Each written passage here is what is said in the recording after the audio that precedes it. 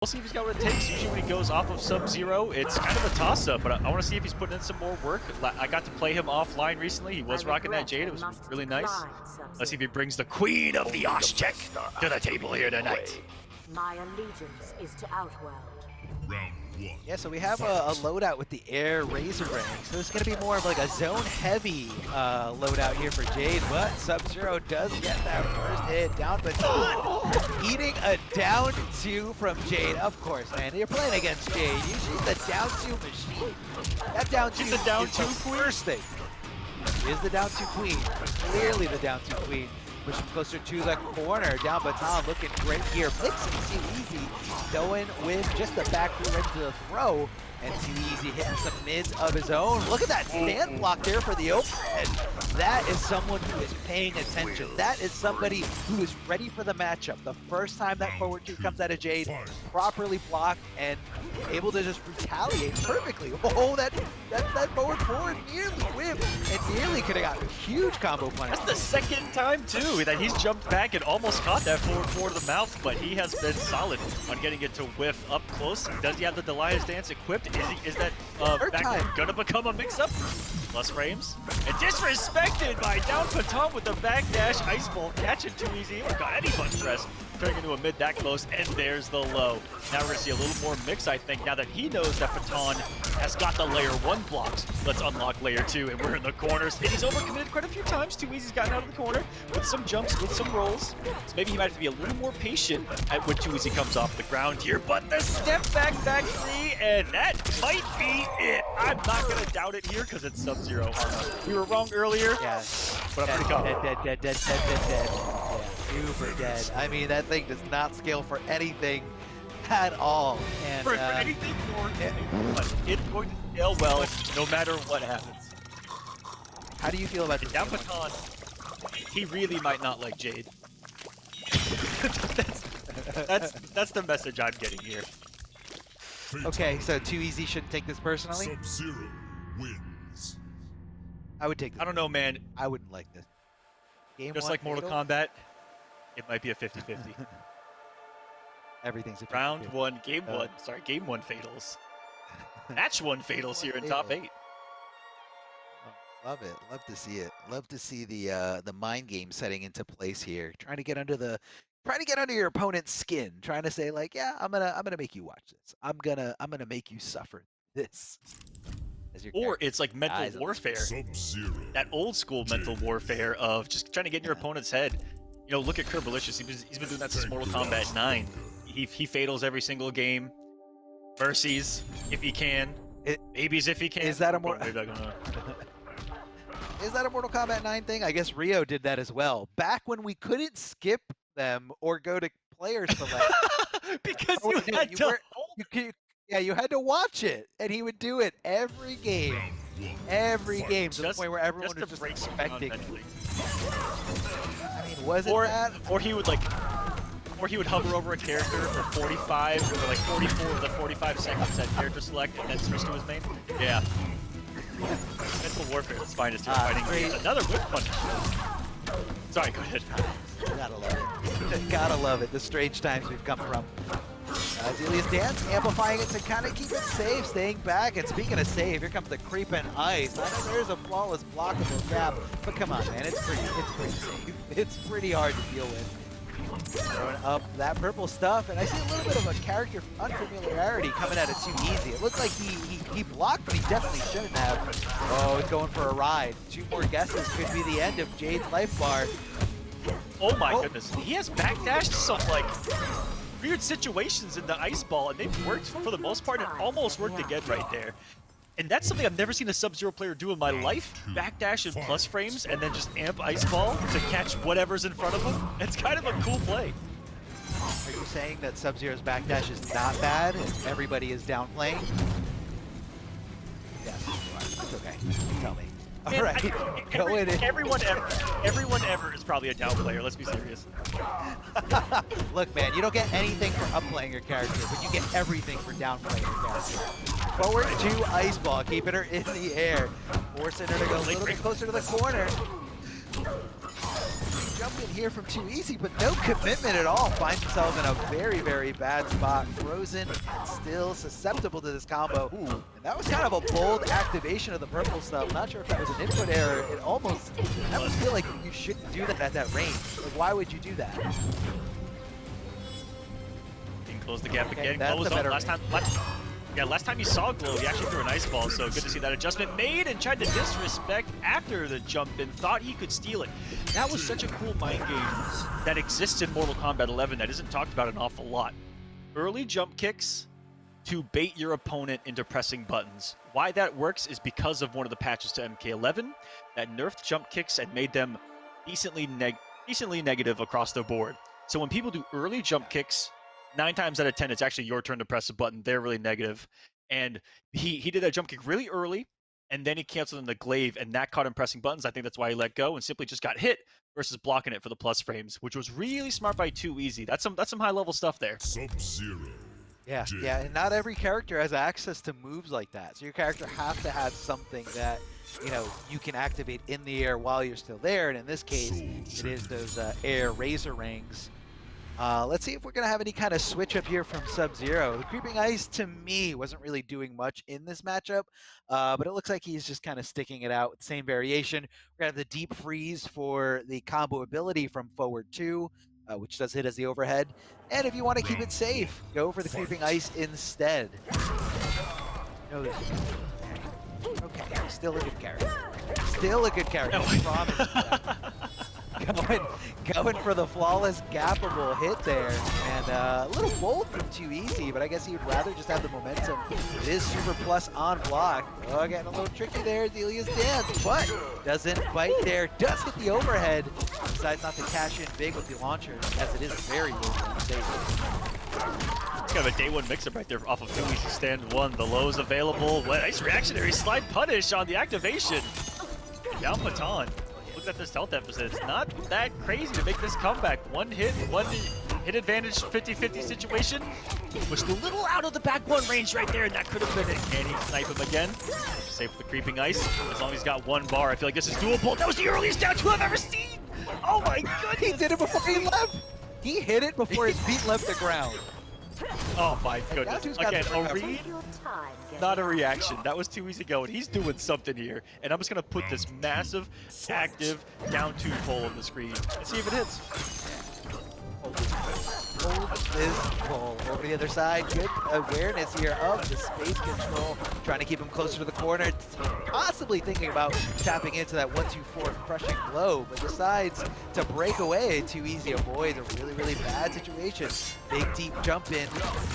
Down Baton, no choice but to respect it. Waiting for that turn back, and here comes the Nitro kick. Very unsafe stuff. Does hit as a high, but hey, not ready for it as he was trying to backdash, trying to utilize Sub-Zero's broken backdash because it's really, really good. Throwing up the purple stuff, trying to be immune to projectiles. Smart jump kick right there. Knew that Too Easy was trying to low profile on the jump in.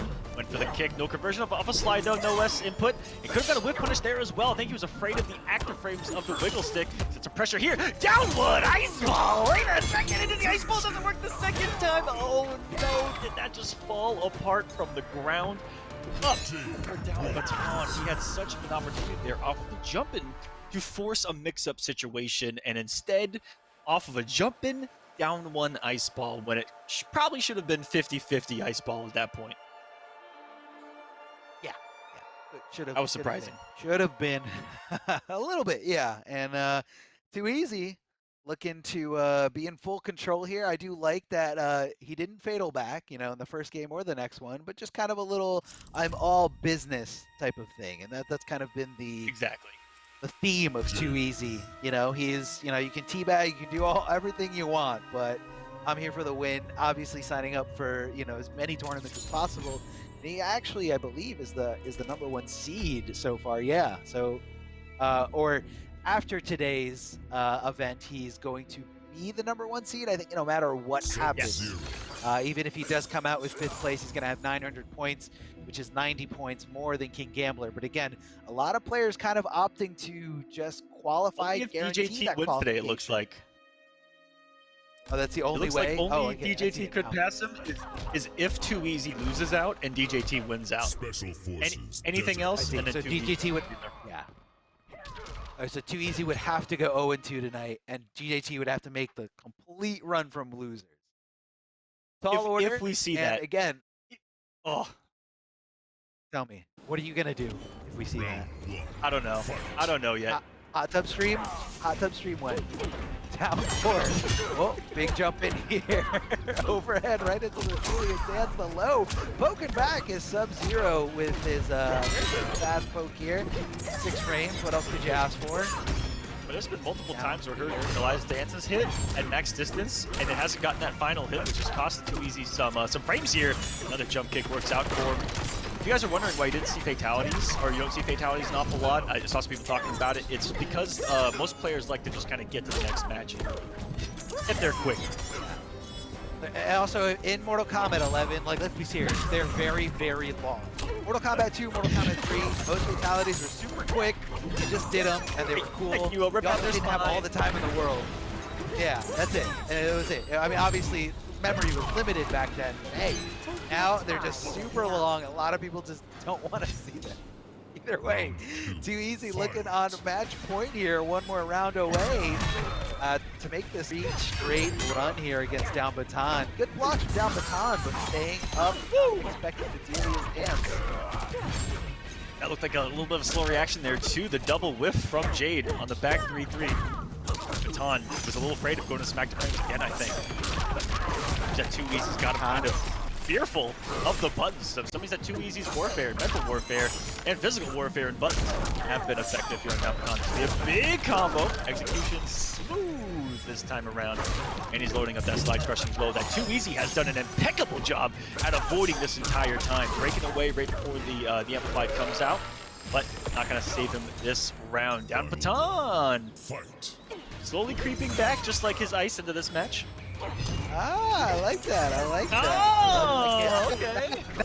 that, man. Ooh, down 2. Too Easy again. Are we just gonna talk like this the whole time? This entire match is gonna be crazy. Wow. Okay, we're gonna stop, I promise. Standing position here, ending it with a nitro kick, and just like that, going up shoulder to shoulder, rhythm with the shimmy. Here comes the amplified slide there, crushing blow requirement easily met there, and Too Easy looking to be in a good spots.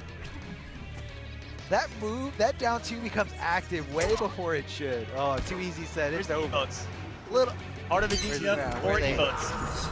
4 down 2 emotes. I want to see him wear those Jade down 2 emotes out because Too Easy was a legend with them in this match. So many anti-airs, and they were so either preemptive or perfectly timed.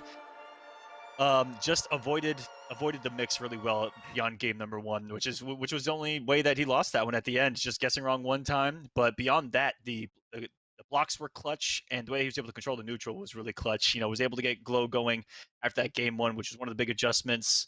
And it looked like he had his opponent shook a little bit because there were a lot of whiff punish opportunities that weren't there. Like there was a lot of whiff, there's a lot of misspacing by Too Easy that Baton didn't jump on immediately, and it lit, you know, when you see the first part of a string whiff, and then the second part of the string whiff, and then you block the third one, that's a long time in fighting games. That's like 40 years in fighting games for that to be happening in front of I went out of my way to say my character isn't complete garbage. Yeah, absolutely. But 2 notes, there's something very specific about what Poptart just picked. He actually picked... Wow! What am I gonna do? He picked the... It made me cough. He picked the Jaguar. Nice gimmick right there. I respect that. But the Jaguar in this matchup is kind of scary to me because it does put you at her 9-frame mid-range rather than resetting the neutral with the disc.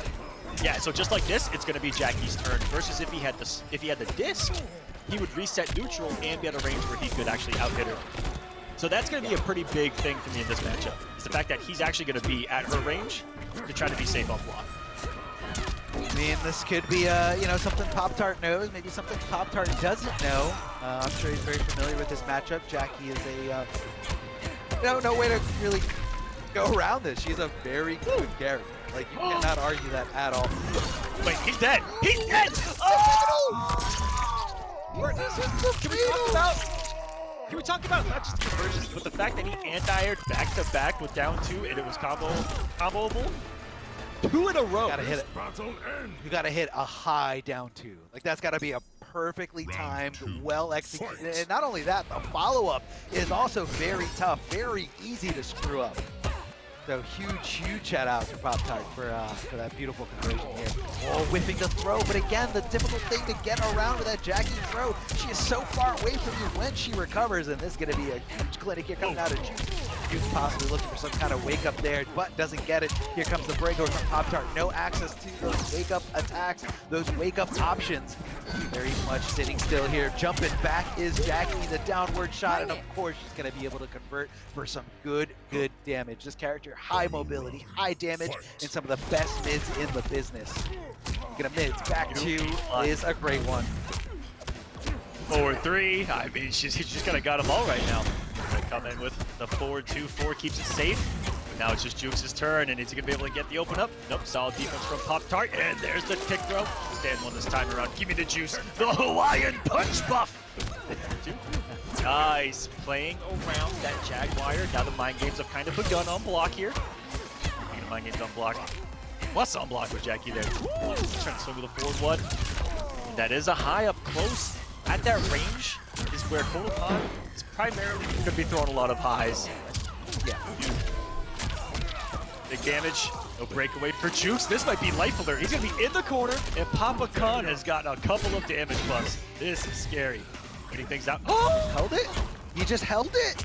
He held it right in front of her, just waited. That was so scary. So many things could have gone wrong in that situation. Oh, that's going to be a huge whiff as Jackie just jumps back out of danger. Downward shot. No problem at all. Now, Mr. Aquaman, you were talking about the loadout here. Of course, with your knowledge of, downplaying, I'm sorry, of playing this character, you were talking about how you weren't really sure about the Jaguar, but I guess the Jaguar is more intended to try to cover that potential flawless blockable gap that CobraTango has. As much as I upplay this character definitely has gaps within all his good strengths. So is that something that Poptart is thinking about here? It would be if he was doing back 2-2 more. Back 2-2 into Jaguar is the only gap that can be covered with Jaguar. Because of one of the previous buffs, he's doing a lot of forward 2-4 into Jaguar. That's pretty much it, primarily. And Disc also had the gap taken away from that string. So that is a mind game that you're talking about, but it doesn't exist unless you do back 2-2. And he is going to the Grand Discus here, actually. For probably that exact reason. He probably realized that he wasn't throwing out a lot of back 2-2, which wouldn't have been a bad idea because it hits everywhere, it goes to the sky. You can catch Jackie doing some shenanigans. But it was a pretty solid game number 1. Jueks just got him with a couple of jump backs into the ooze, and it caught CobraTango whiffing. And CobraTango whiffing, a key to him winning this match. I see. Okay. Thank you for that breakdown. Really appreciate your input there. This is the only character I know, so don't get used to the guy. I'm just kidding. He's so hotter. You know, so many characters. Okay, downward shot there as Jackie. Dude, this is so one-sided. What are you gonna say about that? That is not what you want to happen. If you thrown out down 1 command grab, you better pray that down 1 at least gets blocked because you're gonna be whiffing for days. And a player like Jueks definitely ready to pounce on the opportunity as soon as it's presented. And Discus all over the place. And then right there, again, yeah. Right there is 0 on block. You have a 9-frame high that is in range. You have a down 4 that can stop anything else. If she does down 4, you're at a range where you can actually bait it and whiff punish. It's pretty cool. We'll see if that actually comes into play here. Right now, it's just Jueks on an offensive onslaught. He's forcing the whiffs, and I think that Poptart has died 4 times doing exactly that. And Jueks has called him out for it. The moment he's in forward 2 range, CobraTango is like a bull seeing a red flag. If you're in forward 2 range, forward 2 is on the mind. Yeah, definitely thinking about that. He's gonna amplify, keep him in the corner. Yes, sir. Staying in the corner. Neutral jump kick, trying to just stop Jackie from doing anything. Not get any kind of whip punish there on that commitment. And you hate to see this type of thing happen. Right into the fatal blow, bypassing his fatal blow completely, despite him having more health than every other character. I don't know why, but despite him having more health than any other character, never got into that range. And Jueks sneaks one by there thanks to that fatal blow, thanks to that wonderful hit confirm situation there. And that's kind of like a very strange spot. So when you're fighting somebody else and you're giving them that resource, and like you're a little bit more than 30%, you're like, I could die once I put them into 30%. I can die if they get comboed, if they get a combo and they hit confirm in a fatal blow. So super dangerous territory there from Poptart. And right now, Mr. Aquaman, your boy Kodal is not looking too hot. 2-0, not in his favor. What's he gonna do? As of right now, the biggest adjustment I can see made is maybe chill out with some of these forward twos, because Jueks is sniping them from half screen right now. Just with a simple neutral jump, ooze to the ground, and confirming it into a full combo. Usually that leads to the corner, where it's just been Jueks in full control. Poptart hasn't got a couple of good sequences going that have led to, you know, one hit, a knockdown, and then forcing a guess situation. The command grabs aren't working out for him so far. A couple here, a couple there, but on whiff is going to be death. And if Jackie punishes you, it's going to hurt an awful lot more than you're going to hurt her, unfortunately. And there it is. Every 4-2-4 that has been misspaced or mistimed has gone full combo punished. And that has been the name of the game here. And now, here we go. One punish to the corner, and then here we go. So it looks like we got another, we got the Jaguar equipment again. Possibly going for that first strategy around the first time, but maybe let's see if we can get some adjustments. I do love utilizing this mid command grab. Very, very good stuff there. Trying to get Jackie to move, and it does. Oh yeah, that's a lot of damage. Back to back, successful hits there. Did real safe there, but that is not a fun place to move. Down two, get out of the sky. Love to see it happen. And Poptart getting that round, looking to make that first move for a possible reverse 3-0. Now, Armo, one thing to note about the Jaguar in this pick that we actually saw. That's unfortunate. He missed a flawless block. When his back was to the corner, that sucks. when his back was to the corner last round, he just did something Jaguar, and I didn't know this until like a couple of months ago, maybe just a month ago. What I mean is that Jaguar is really good at getting Kodal out of the corner. When he does something Jaguar, it pushes you almost back to mid-screen, which is a really good tool to have in MK11. You just get out of the corner for free card and block. Yeah, I can definitely see that. That makes a whole lot of sense here. Let's see if we can see some of that come into play here. Whoa, connecting the play. Very tasty. Woo! Command grab, even tastier. He needs to Set Play City? That throat. Could be Set Play City. She whiffed right in front of him, and he jumped instead of hitting forward two. So unfortunate, and that could have been anything. It's a fatal blow. Kodal does have a very damaging fatal blow, and considering that Jackie has 5% less health than all the other characters, that could have been the end of that round, the end of that game. But unfortunate for Poptart, Jueks has another shot here at getting this 3-0.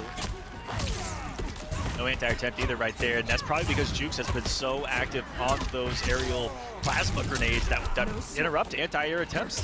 This is what the Jackie mind game is all about. The micro duck beating a wake-up high. What in the... I don't know, what the Twilight Zone? What are we watching right now? But Sweaty. There's just get out of jail free card right there out of the corner. And the stand one tick has been working a lot, but my man Kodal is burning right now, getting a taste of his own damage over time medicine. Another grenade, another day at the office, and death by dot damage. Kodal ain't praising the sun today.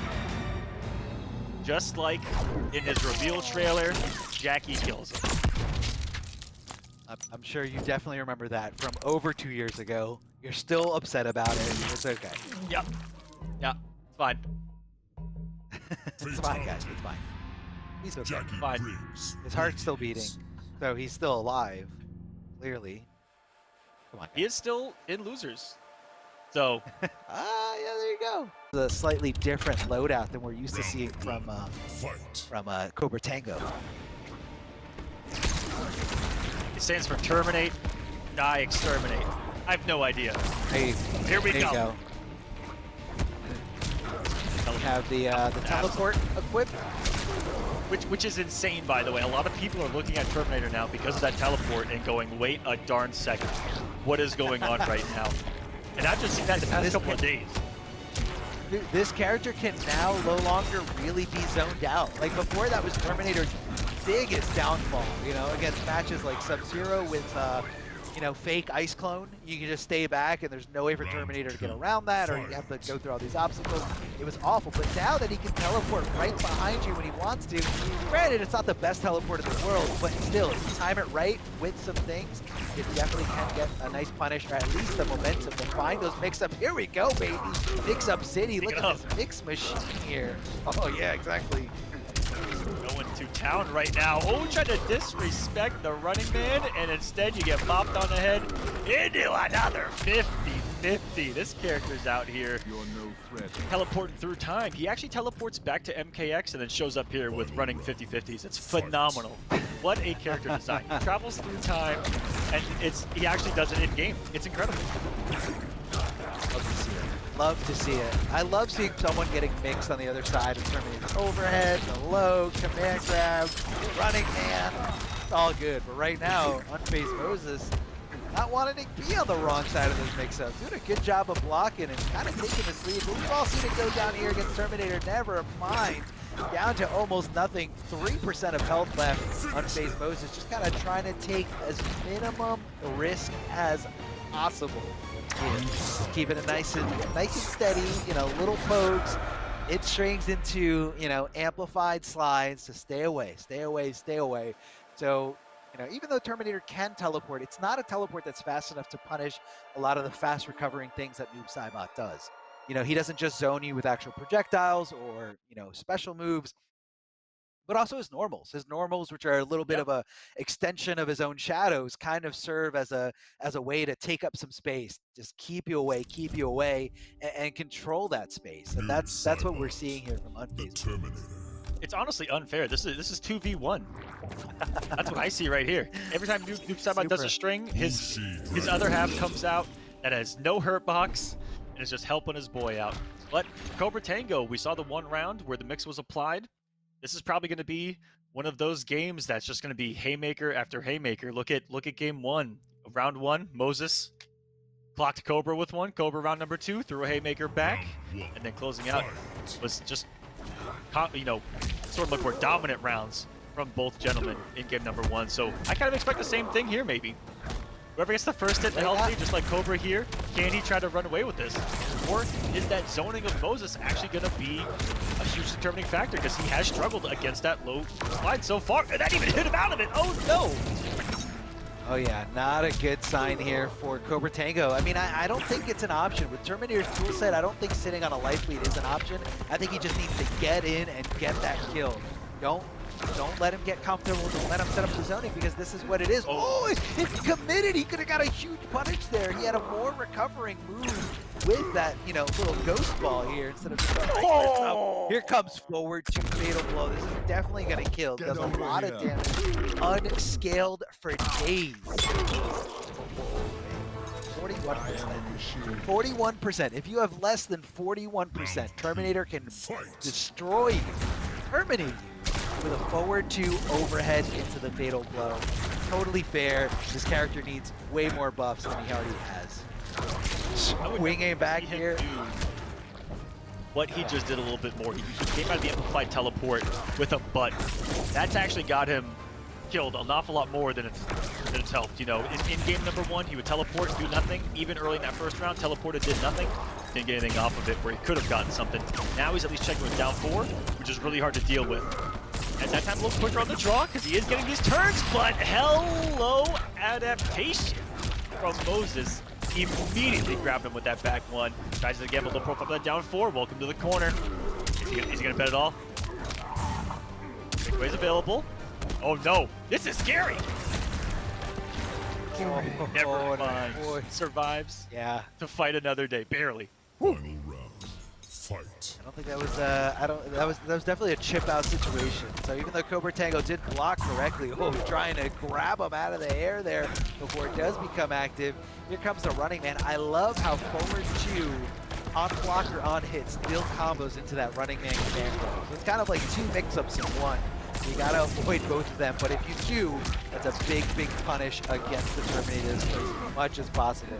Teleporting on wake up like this is MKX, swinging and launching, getting a nice corner conversion here, slamming him down on the ground, trying to go for the running man mid, and this is what I'm talking about. And thanks to the corner, gets a huge amount of damage, cashing in big time with Fatal Blow right at the end. Now, I don't think this is going to be enough to kill, but he might have not found another opportunity to use it. So he said, use it or lose it. Fatal Blow, that's all it took. Oh, man, it's so hard to watch your feet. So what I think happened there was rock, paper, scissors. And Moses was just right. I think that he assumed that Cobra was going to assume that he thought that he was going to teleport. Thus he was going to do nothing and then probably just kind of run up mix or play neutral. Yeah. And he called that out immediately by just tossing that low slide. And how confident he was is what tells me that I think that was just a hard read, that he had him conditioned to stop teleporting, which was wealth level intellect by unfazed Moses. It's a tough thing. It's a tough thing to do that to an opponent, to have them so scared of utilizing one of their tools. But you know, once someone does that to you, you put yourself in a box. You put yourself, you know, especially when you're a mix machine like the Terminator. Like you limit your options, and then you know, you're no longer in those favorable situations. Like Terminator needs to get in, needs to do the damage, and that's it, man. Number 3, let's see if CobraTango can turn this around. And CobraTango currently has 200 points. He would only need about 2 victories here tonight. Actually, the 5th. Man, all he would really need is this win right here, so this is an unfortunate spot to be for CobraTango if he wants to make the finale. He needs to reverse 3-0 unfazed Moses here. Otherwise, his pro comp end will run. Here comes some damage. We stand 50-50s. The Terminator way, baby. Nice roll out of the corner for Moses, who immediately finds some offense here, building the space, putting him at exactly the right distance to zone with the low slide. And that teleport has not gotten him much mileage besides moving somewhere on the screen. Round 2. Yeah, I could definitely see that. Whoa, swinging away with that little slap there at the end. Trying to throw some ghost balls, and CobraTango trying to minimize that chip damage here. Now, not avoiding it entirely because it's too much of a commitment to, you know, for the slide, but, you know, flawless blocking, minimizing the chip. Oh, doesn't see the low slide coming. You gotta watch out for that. You gotta always kind of instinctively block low against some Cybot and slowed out. It's just too good of a move, and I kind of feel like Cobra threw in the towel there at that last round. Yeah. Unfazed Moses, unfazed by this mixed machine. I'm going to tell you from experience, Arma, when you eat like 3 or 4 low shadows in a row, you usually check out around that point when you've tried your best to just move and to breathe and you just get shadowed. And those amplified ones are combos. They're like 22%, 20-something percent? Or they add up. 200-something damage. And yeah, if you get hit by 2 of them, you're halfway gone. A lot of tournaments, a lot of series. Players. And most of all, I think what comes out of DJT the most is it's a whole lot of patience. That is right. True, I'm the king of patience in NetherRealm games. Then defeat me in combat. Crouching under 500,000 instant air gas blasts in one tournament. I don't know how you can keep your cool in that situation. Like, how do you stay composed? That is just the DJT way, man. He's able to keep his cool under so many overwhelming situations that to a normal player you would probably crumble in the face of danger. For DJT, no fear whatsoever. Ooh, we got the 1-3 low tidal wave mix out here moving with rain. And I don't know about you guys, if I was raised on Pokemon, and if he hits rain with a lightning bolt, it's about to be super effective. That's true, that's true. I think it does double damage. Just kidding, guys. It does the same thing. That would be crazy. No. That's the future There's of type advantage. Combat. It's actual, yeah, it's actual elemental damage. And types. And matchups. Oh, no. Not yet, guys. Not yet. I hope not. I hope not. Okay.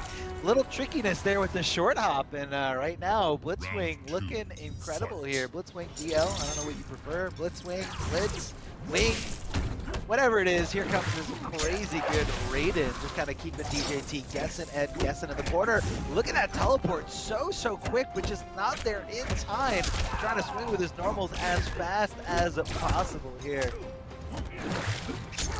Pressure's been actually insane by Blitzwing, who's been able to keep face both of them right there. He's been able to keep DJT in this corner. Now DJT is bursting that. Never mind. We had a gorgeous anti-air and MK11. Beautifully executed by Blitz. Puts out a massive active frame with a 4-2. There's a nice breakaway. Actually, just fall out there for DJT to avoid. Tried to quick punish with an Argus plunge. What in the world? He wanted that crushing blow. He wanted that round over with, and was hoped that doesn't cost him everything here. He just did it. He just did it. He just did it. He just did it. There's no way. There's no way Nothing else behind gonna that. hit. He just did it. He just did it. There's nothing else to say. That was bad. There's no way he knew that was gonna hit. There's absolutely no way. It was a 2-hitting string, but the first one, I believe the first hit did whiff, and then he just said, this next thing's gonna hit. I know it's gonna hit, and if it doesn't hit, I'm just gonna die. Like, Belief in yourself die. is all you need. That's it, guys. And I just realized You that don't I even just need- quoted Raiden from Annihilation.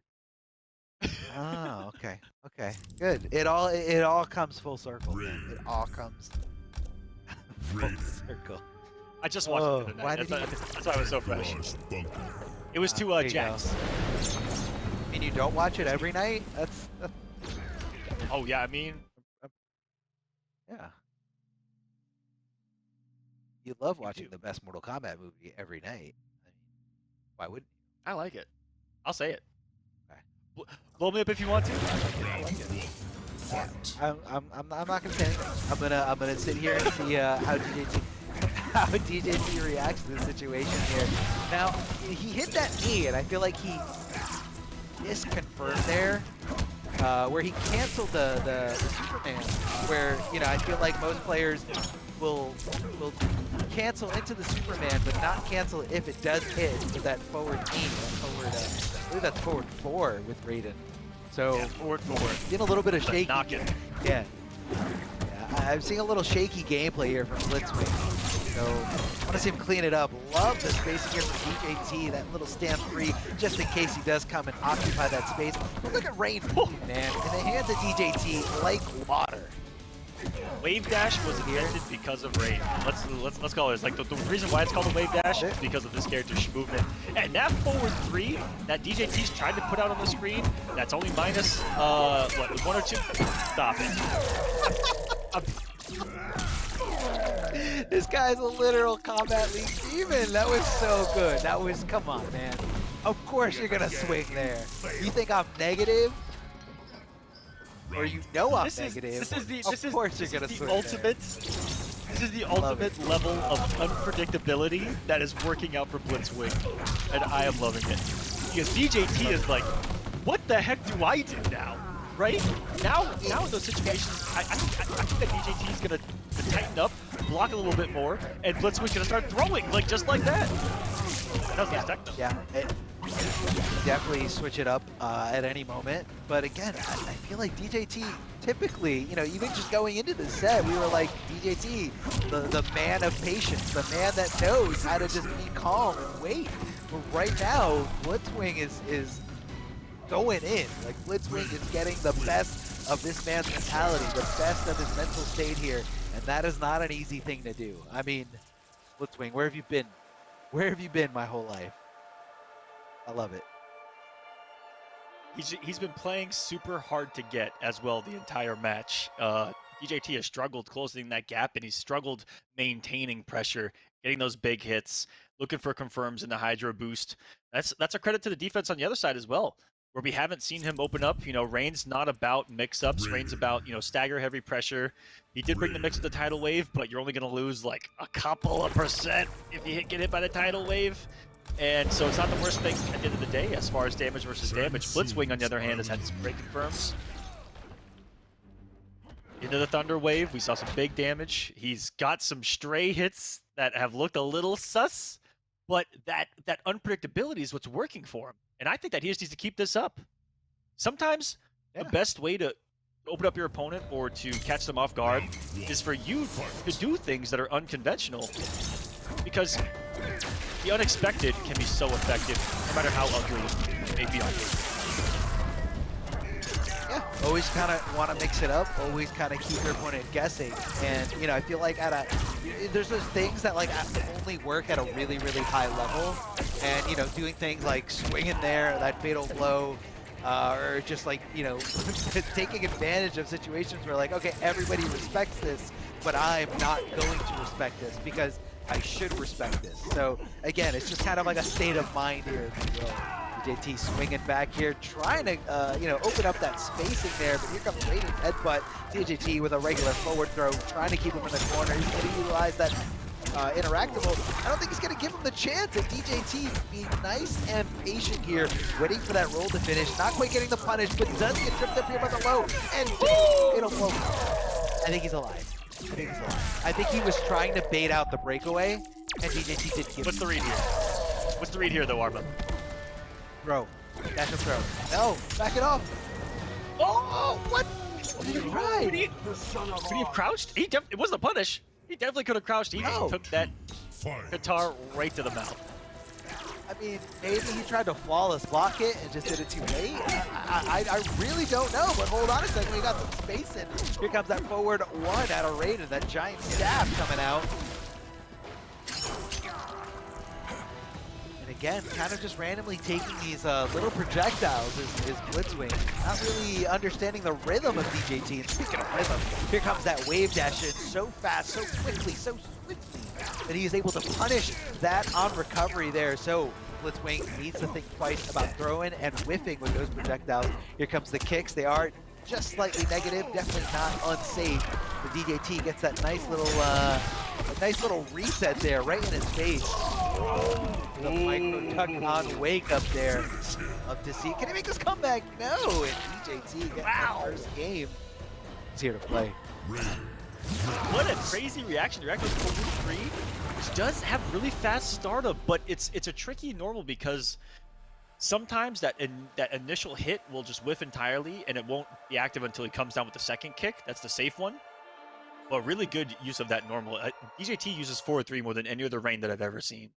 It's something that he loves, and it's really good in neutral because it closes the gap very safely. It's a really good anti-air. It has a world, and I mean a world of priority in and of itself. And DJT has such a simple game plan with Rain. Simple staggers, throws, works his way around zoning.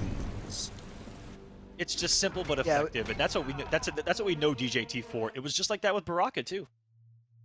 Yeah, just kind of wait for the hit, find the hit, and don't screw up the combo. Get as much damage as possible, and yeah, you know, go to the strike throw game, very down to the core. But I think what DJT loves about Rain is that mobility. I mean, look at him just move back and forth. It kind of looks like he's just teleporting in your face, but he's not, and that's all about, you know, I guess that's half Rain, half DJT execution. Continuing that string, finishing that string, going for the throw. Very unsafe stuff if you do duck under. DJT trying to keep himself as safe as possible. But here comes the Thunder Wave. Good damage here, trying to take him all the way to the corner. DJT getting fully there with the overhead. Do it again. No! And DJT rolling out of dodge, finding a punishable situation in his favor. And wow, what a stack. Trying to get out of here. Back 1-2, and he tried it. I respect it. Going for it all, and DJT thought the breakaway wasn't going to come, and that is a very hard fatal blow to combo into. I'm not even too sure if it would have worked in that situation. I think he tried a 2-4-2 cancel of it really early on. What a breakaway from Blitzwing, and it saves his life, and it gives him a match point here. Oh, throw tech, get off me. Love it, love it, love it again. Okay, this man is a super clutch throw techer. Big jump in here from DJT from downtown. Making some good damage here, 20%. Keeping the onslaught, keeping the guessing here with the strings. But here comes the down two, he just did it! Okay, He Arma, That He just did it. That's one of the few things in MK11 that is plus double digits. He can jail right there. That down two was unholy. Shouldn't have worked. Should not have worked. Should not have worked, but hey, DJT can only blame himself in that situation. Here comes the big knee. Able to go into Thunder Wave, ending it there at the end, trying to get as much damage as possible. Short hop, he's dead. No, he didn't.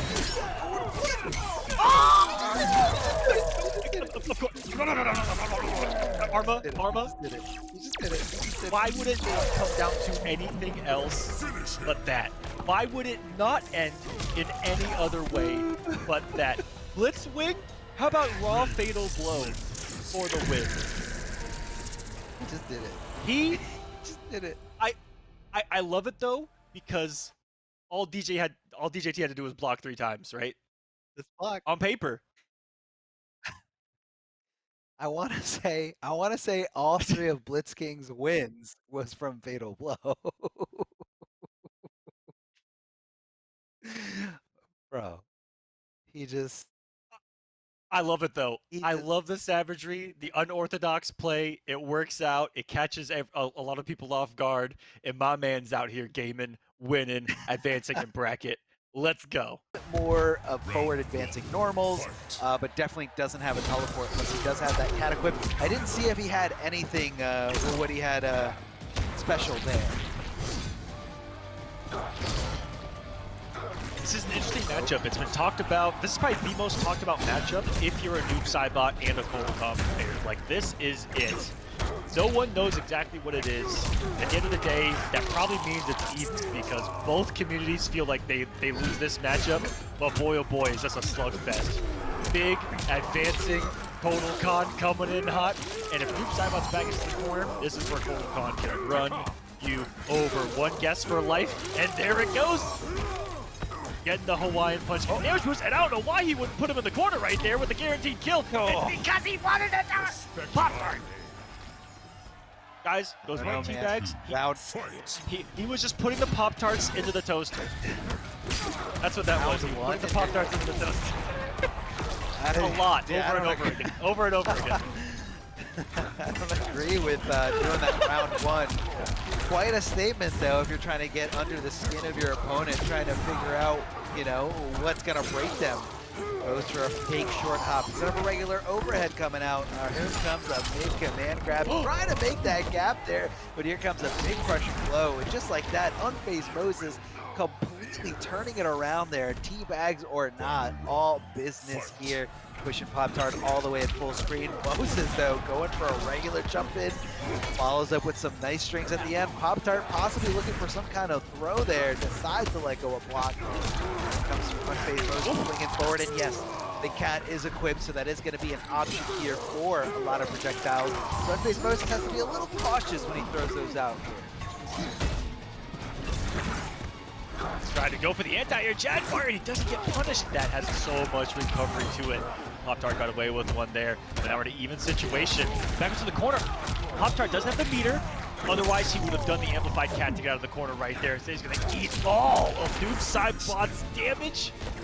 And those strings of Noob Sidebots, we talked about them earlier, they are hard to deal with when they are active. They are out there, and if you try to hit them or beat them or whiff punish them, his hurt box isn't there.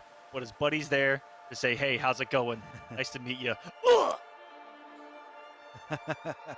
lot of extended hitboxes there, and very, very little risk. He does have some recovery, and Kodal does have, you know, something to try to counteract there. You know, the transformation into the Jaguar kind of acts as a very long, extended hitbox, or sort of like where he turns himself into a projectile. But you gotta go back and think about that first round, Mr. Aquaman. How did that first round end? With Poptart taunting his opponent as he summoned the sun towards him, and didn't even get the victory here in that game. So you gotta be, I don't know. I feel like you got to be a little bit less willing to take a little humiliating situation every time it comes your way. CobraTango's Jump 1 has been one of the biggest things in Mortal Kombat for 6 years now. He's got a big old jump in, reaching to the stars, reaching to another continent. when he takes to the air. Welcome to the corner. And Kotal Khan's set play. Boy, you don't want to guess wrong twice after, or guess wrong once after getting hit by him in the corner. Otherwise, it could be a tough deficit to overcome. And there is that positioning where his back was to the corner, it was really close, and the down 4 Jaguar immediately resets position back to mid-screen. Oh, going through it! Amplify, giving him enough. This is a really good knockdown. He could try to chip in the God Ray. He whiffed 20 years out there. Still got punished on the tail end, and he's just trying to get anything unblocked in the God Ray. I feel like he Is what I finished that assume string was coming just... down. Fight. Yeah, I feel like he finished that string just to get a little bit farther from Noob. But, you know, huge shout outs to Unfaced Moses for still getting that punish. Oh, 1, 2. Of course, it's going to tick throw if it does on block. The other great thing is if they go airborne, still going to combo here. They're going to do a nice air grab. He had the damage boost from the previous one, and now he's at like peak sun right now. Watch how much this Jaguar does. 20% gone off of a safe special move, baby. And that is gonna do it. He's drinking the no brutality. You hate to see it. But what a game from Poptart there. That is cooking with Kotal Khan, ladies and gentlemen. Welcome to our morning cooking show. Cooking with Kotal. He's gonna grab some steak and eggs. He's gonna hold it out in the sun until they're cooked, and he's gonna go, there you go. You're welcome. Dunking in a little sauce. I don't know if you do that, but Kotal Khan definitely does that.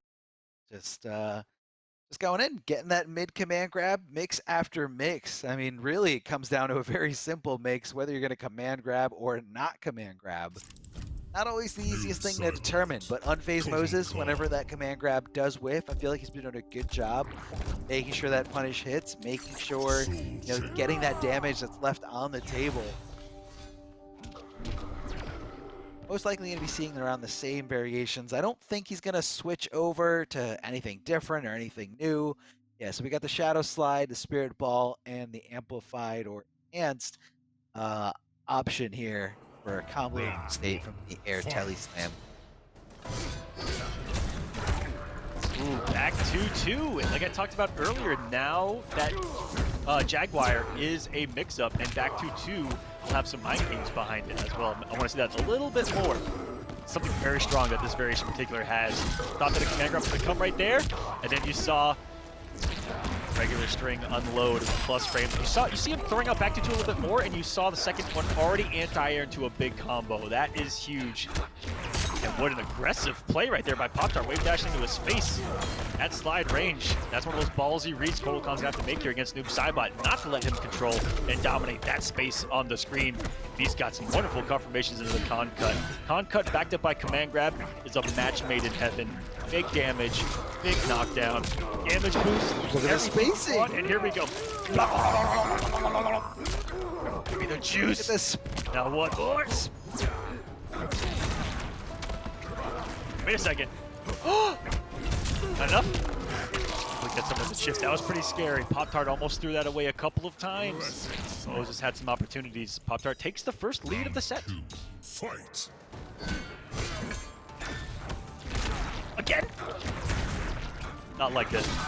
Carry actually working out for once. Arma, I can't even downplay right now. This is incredible. All the things working out here for Kotal Khan.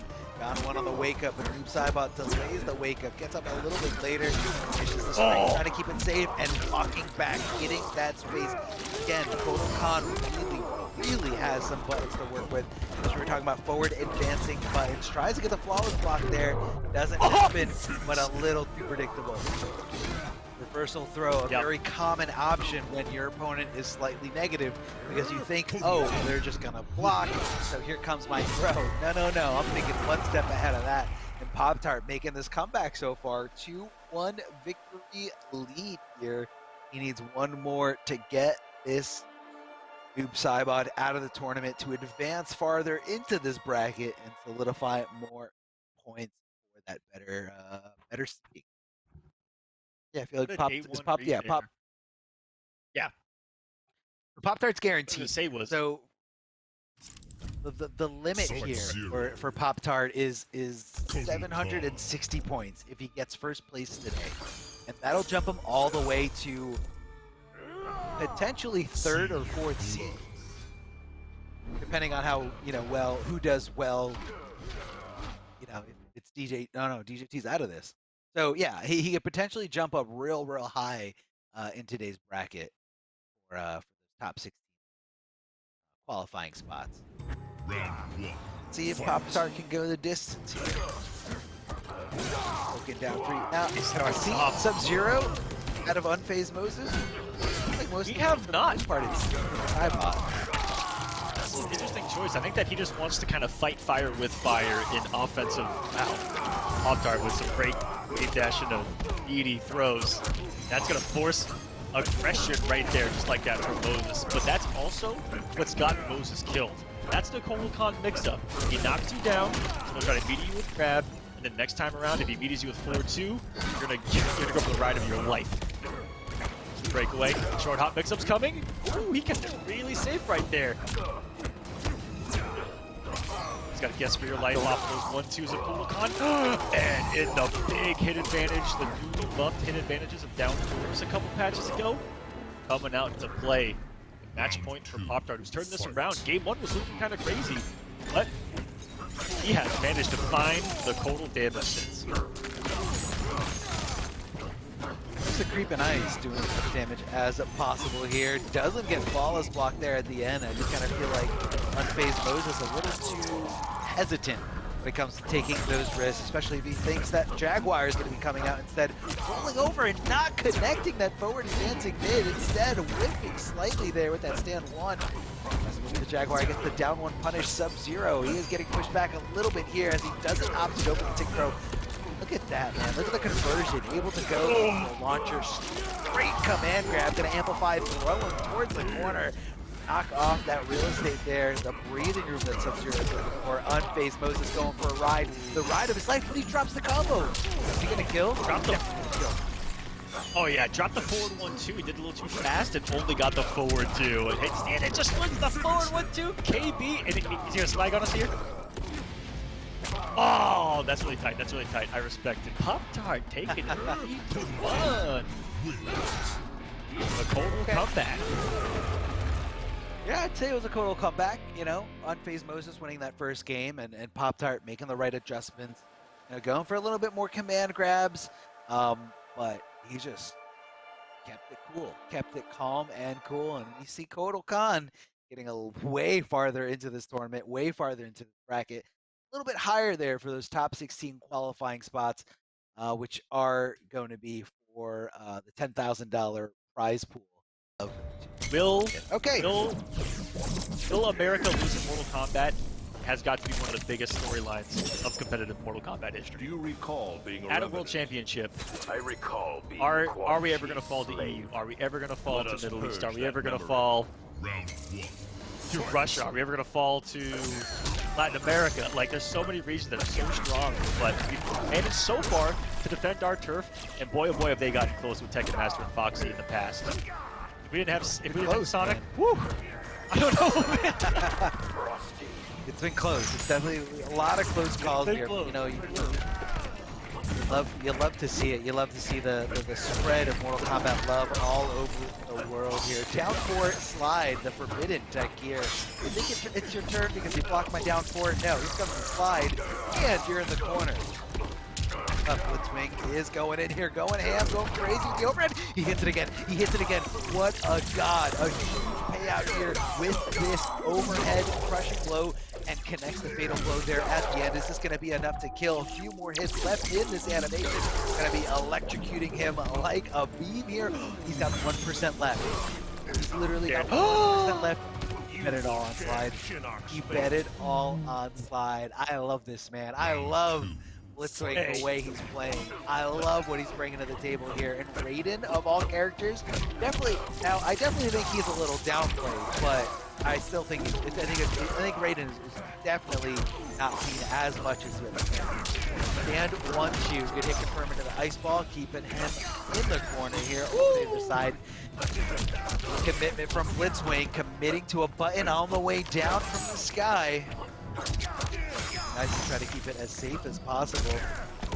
Maybe a standing position. The ball right there. I thought he was gonna. Yeah, I thought he was gonna go for 1-2-4. gonna have the round regardless. And Blitzwing starting this one off, slowly building that breakaway. So a hit here is definitely gonna be a free KB. We're gonna load the slide crushing blow. Yeet. Might have it loaded. I've got a 2. We got one real early on. Shimmied by the 1-2 as well. Pressure is on the down 4 going through that Adeline. The madness. It's begun, Arma. It's begun. Straight madness here. Over the other side, cashing in big time here. 34% thanks to that crushing blow. What's Blitzwing gonna do? Doesn't have fatal blow to get, but he does have a wave right into the thunder wave. Good hit confirmed. Tries to hit that interactable. Oh no, that could have been a huge punish, but he does get it afterwards. He does hit it afterwards, and that's gonna be all she wrote. Blitzwing going down as down baton. Taking that first game here, trying to solidify this lead, trying to get a jump on the opponent. I think he played it well. I think he played it really well. You know, a lot of Raiden things happened. A lot of Raiden things happened. A lot of Raiden things did happen, but that is that's what we expect after what happened in the last round. And will he be able to make this comeback happen? And will we see the raw fatal blows? I mean, I'm really ready for it over here. According to Killer Key, this is what every Raiden player does. So yes, we're gonna see more of these fatal blows. We're gonna be seeing lots and lots of these just let it rip moments. I mean, it's a pretty far-reaching fatal blow. You know, if you max out the distance, a little tougher to punish depending on what you have in your arsenal. Some characters, you know, can cover that gap pretty easily or cover that distance pretty easily, get in there in time for a punish, but some characters have a little bit more trouble with that. Or teleports in place with the use of 1 bar. That is a bad hit from here, and Blitzwing gonna take full advantage of it, hitting him with some mids, finishing it up there with the overhead afterwards. Oh, tell me he's gonna do it again. Tell me he's gonna do it again. No, it's the low. It's the low. He might be scared of the double overhead now. You gotta think about that. It is super duper unsafe, but it can make you scared. He wasn't afraid to go for it against DJT, that was for sure. Even doing, I think, a teleport into it. Talk about max aggression. Everybody down baton, those backdash back threes have not clipped Blitzwing yet, and his raw slides. Both of these guys are not afraid to put it all on the line. Round 2. Blitzwing. Fight. Being alive. I feel like Blitzwing is willing.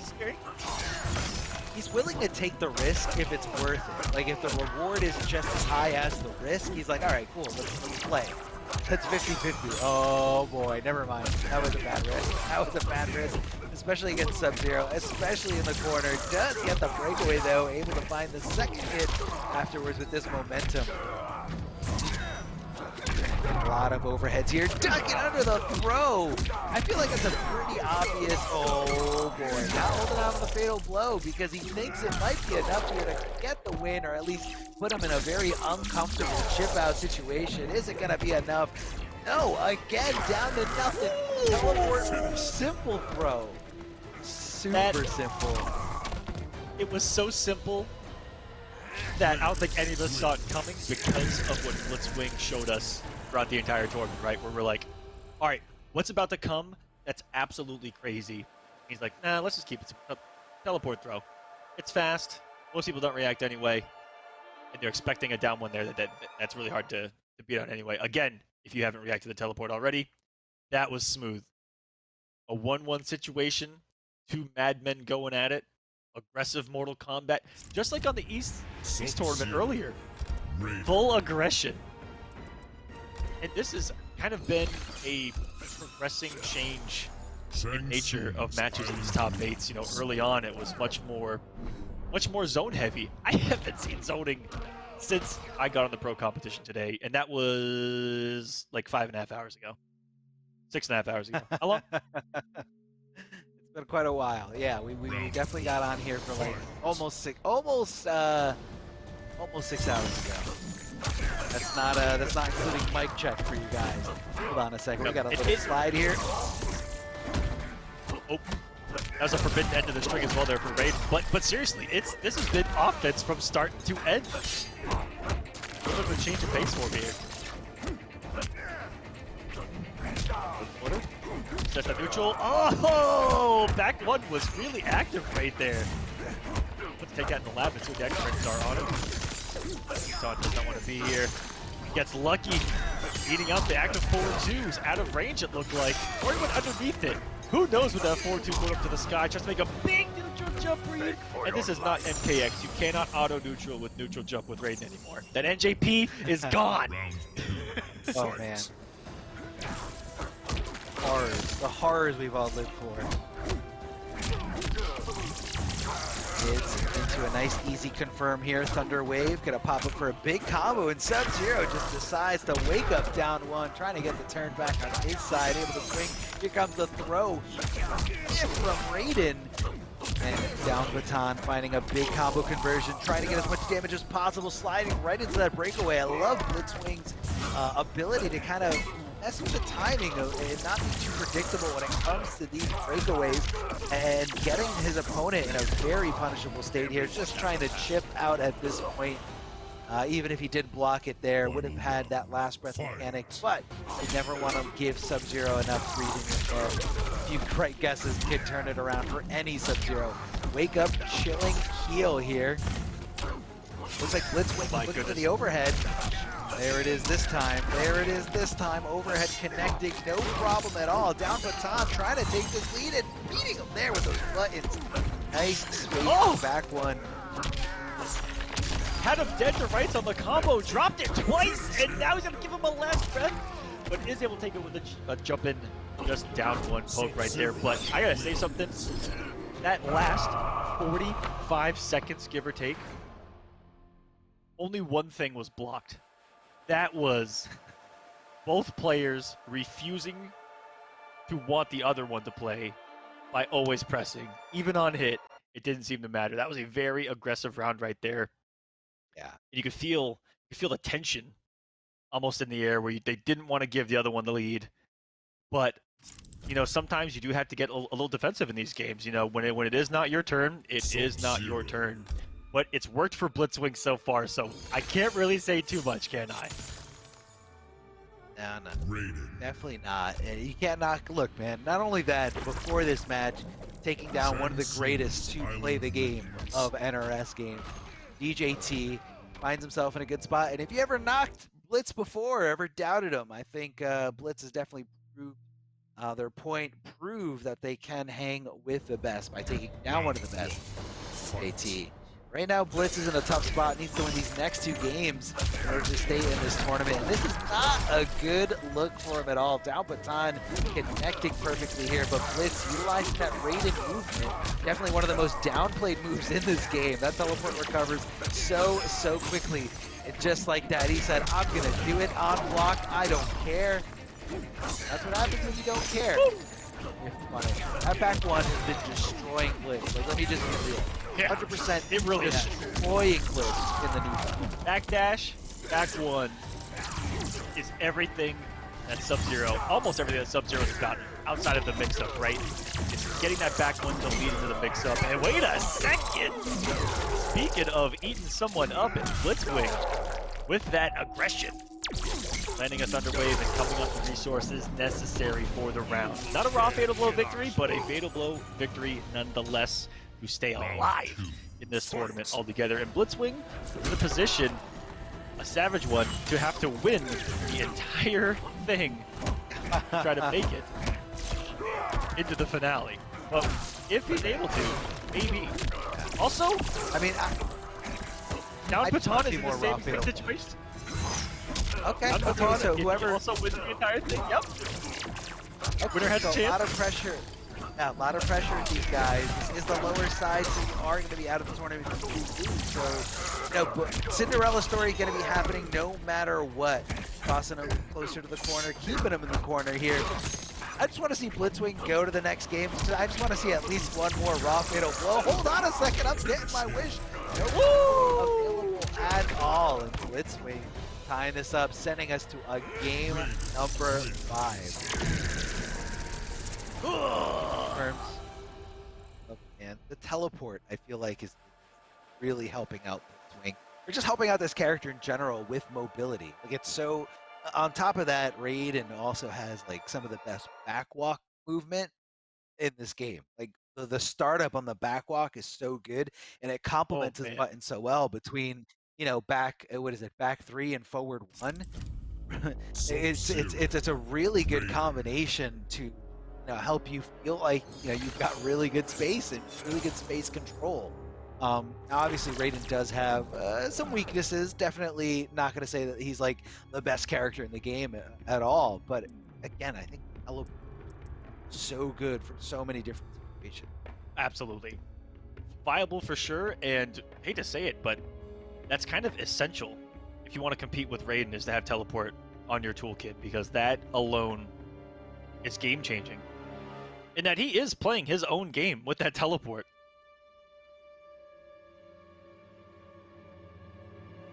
Anti-zoner, a zoner himself with a very fast projectile, can amplify it to add a mid, very similar to Spawn's, just a lot faster. Plus on block, I believe. There's really cool shenanigans with Raiden that aren't kind of known or widely known an awful lot, because he's got some stuff, and most Raiden players feel like he's gotten better with all the patches, and he's in a good spot now, or decent spot now, I would say. But there's not a lot of ways to play him. Like, this is competitive Raiden. Is teleport, and Storm Cell. Yeah, I feel like if I played Raiden, there's no way I'd come in any match without that teleport. It's too good. Come in with Rolling Thunder, baby.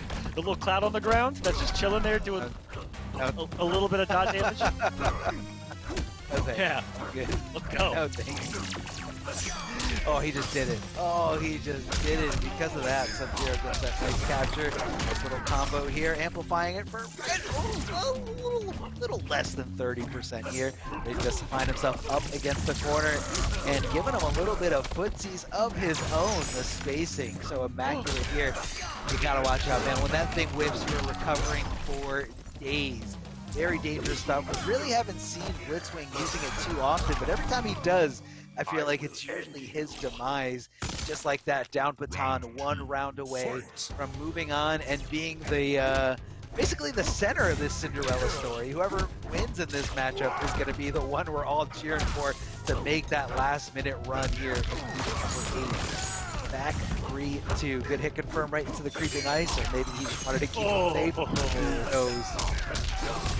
And there it is again, Arma. The dash back into back 1. Just catching Blitzwing, pressing something. It's been a history that has repeated itself the entirety of this match. The side switch, okay.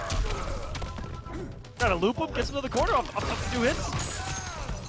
Love it, love it. He's all over the place, all over him. The jump ins, the teleport on Oki, hitting the Thunder Wave. Now, not going to be enough to kill, I don't think, especially with that breakaway. Tries to go for the throw. He's dead, he's dead, he's dead. Blitzwing, hit for you. Bypassing that fatal blow, not even giving him the opportunity to go for a crazy YOLO fatal blow. Instead, Sub-Zero going to be putting the final nail in that coffin, and unfortunate for Blitzwing, this is the end of your run. Down baton, still moving on, and still being the main character of tonight's Cinderella story. Let's see if he can go the distance. There you go, there it is. That head was your chance at getting into that final qualifying spot. Blitzwing, thank you so much for the memories. Thank you so much for the moments. You had an incredible win tonight. Definitely don't doubt yourself. You're a great player. Keep on trucking, man. So good. I want to see more. I want to see more of that Raiden. As the months, as more events come by, I mean, there's a lot of things out there, man. A lot of things that are put on by the community. I want to see more. I want to see more of the stream. You definitely have your priorities straight, and I'd love to see it. I'd love to see it. Okay, Jackie Briggs versus Cetrion. She's nuts, and we're stopping her. The Queen of Projectiles versus the projectile herself, as Jackie just jumps in over everything, coming at you strong, especially as Too Easy we usually see playing Sub-Zero, or earlier today's broadcast playing Jade. Now she'll be playing some Cetrion. She did get a very, very slight nerf, as in she lost 5% of her health in the last patch, but overall, physical nerfs, nothing really happened to her. She's like the same character here. Yeah, it's the only thing offensively that she lost. Yeah, a little bit less, and I think it's less ship damage too, right? I think it's just less chip damage. I think it still has the same pushback.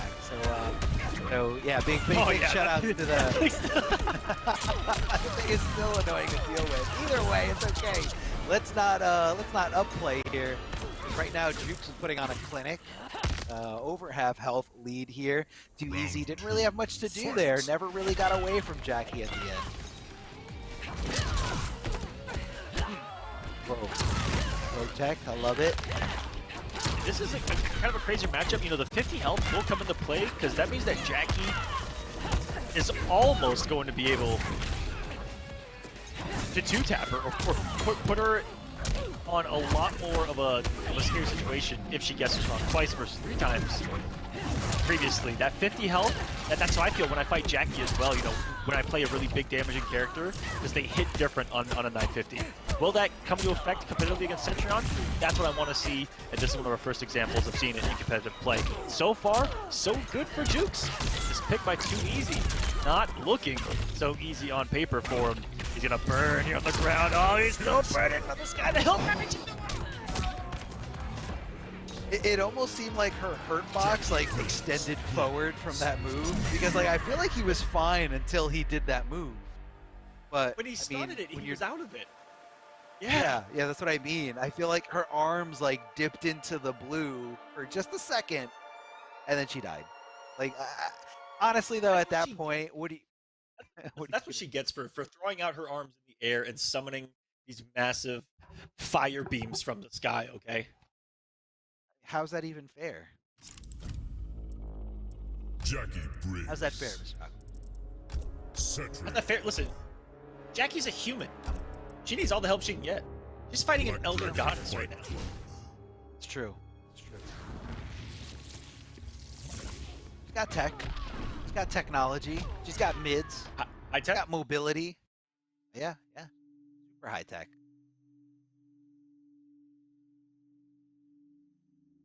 She sure uses it. Aerial and on the ground. What a brawler Jackie Briggs is. Just like her father. Love that kind of design that went behind her. Keeping it in the family, baby. Up close and personal. I love that. Beating people down. Briggs way. Right. Let's get in there. Unless you're Sunio and you're playing, you know, super keep away, super projectile heavy, which is also really fun and refreshing. Tornado. Still a really, really good move, man. Like, nothing, I feel like even when you avoid or lose a little bit of that chip, still a super good move. And back, bypassing all the DOT. This is risky, though, because he's coming off the fatal blow, but he's in a bad spot. If Jackie's she's definitely got a lot of breathing room here. She can just throw down the goop, and you gotta come to her somehow. From the tornado, trying to do as much damage as possible. Much chip, and here comes Jackie. He just did it, and it worked. That move is super unsafe. That's actually a normal string. Ends as an overhead when she comes spiraling down after the teleport, but it is super duper unsafe. Too easy. Bet it all on that, and it paid off. There's someone that's gonna bet big or go home. It is too easy. Said that plays out with Sub-Zero times, Scorpion time in the game. It's no surprise that he's the one to play Centurion with a little bit of extra aggression up his sleeves. Trying to avoid that dot damage just by lingering in the sky as long as he can. And oh no, I don't think that he got the 1-1 that he wanted, or thought that he got the 1-1, and he confirmed it. But the second one never came. You really hate to see it. Takes the next round. Good position for him here if he can push Jackie a little bit to the corner and keep her from using the space on the screen against her. Jueks has done a wonderful job of putting down dot damage, which stops the approaches, and then he has found his way in more times than not, trying to get through the zoning. Credit where credit is due. Right, that's where it's due. Pushing back, too easy, looking a lot better here. And again, consider that round where he almost lost. Bet it all on Fatal Blow. Bet it all on that unsafe string. Oh, and Jackie challenging with those mids, those punches just going right after Centurion does drop the combo. It's too easy. Finding it no problem to just finish it off with that wake up 3, fully invulnerable, really, really quick. And Jackie, because of that juggle drop, committing to a string, not able to block. Smart stuff there. Good recognition from Too Easy. Too Easy getting on the board there with some Cetrion.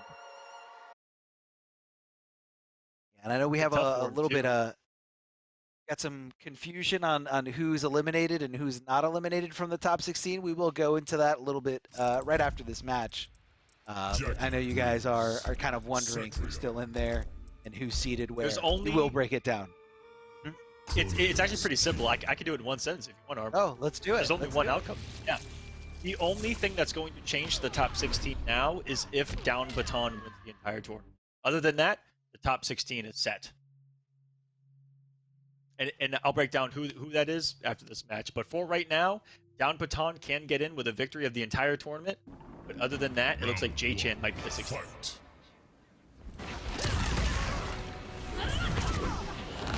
Hope that clarifies. Just a little bit.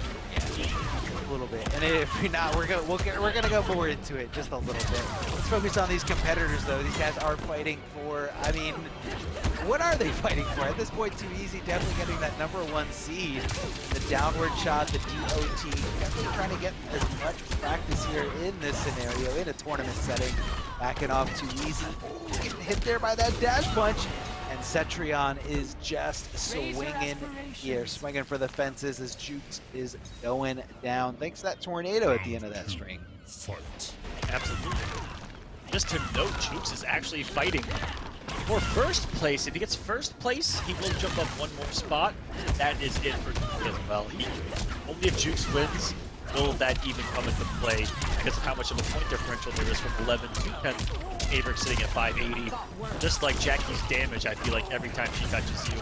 And here's the offensive onslaught. Well, the dot damage is going to, and now all of these combos look a whole lot heavier on another 950 character. But he has not been out of this whatsoever. Weathered the storm that is Jackie's offense very well so far. What a call out! If that 4-1 would have gotten a fatal blow, I would have cried on the inside, outside. I would have praised the sun, and he beat him before! And Too Easy gets another one on the board with these comebacks. Jueks' pressure has put him to his back to the wall. I feel like every single round, and then Too Easy does some kind of magical, Too Easy sequence of events and gets him back into it. He was the original Batman of MK11. Ah, okay. I could see that. Yeah, but clutch fatal blows, you know, whether it was in this one, I guess it was a little bit of a, I guess Jueks just thought that projectile was going to come in contact and before fatal blow even happened, but I think Too Easy either anticipated it fast enough or reacted to any kind of movement. Or remember, fatal blow is just activated by pressing 2 buttons, so there's no like, you know, directional input required. So it's pretty easy to just kind of let it rock or pull the trigger on it. And Too Easy making that huge clutch comeback before, hitting that fatal blow in game number 2, and then betting it all on the fact that he was going right into that super unsafe string, coming out the victor here, and Jueks is 1 game closer. So fighting in the losers final. Definitely not where you want to be if you want to solidify as many points as possible. Definitely not where you want to be if you want to come out on top. Push back. Scorpion, or sorry, Cetrion is the anti-Scorpion. She's more like, get over there and stay over there and never come near me. Away. It's quite a mouthful. Yeah. Stand mix-ups from Too Easy there. It's not going to be a lot of damage. With a couple of quick resets, would they add up?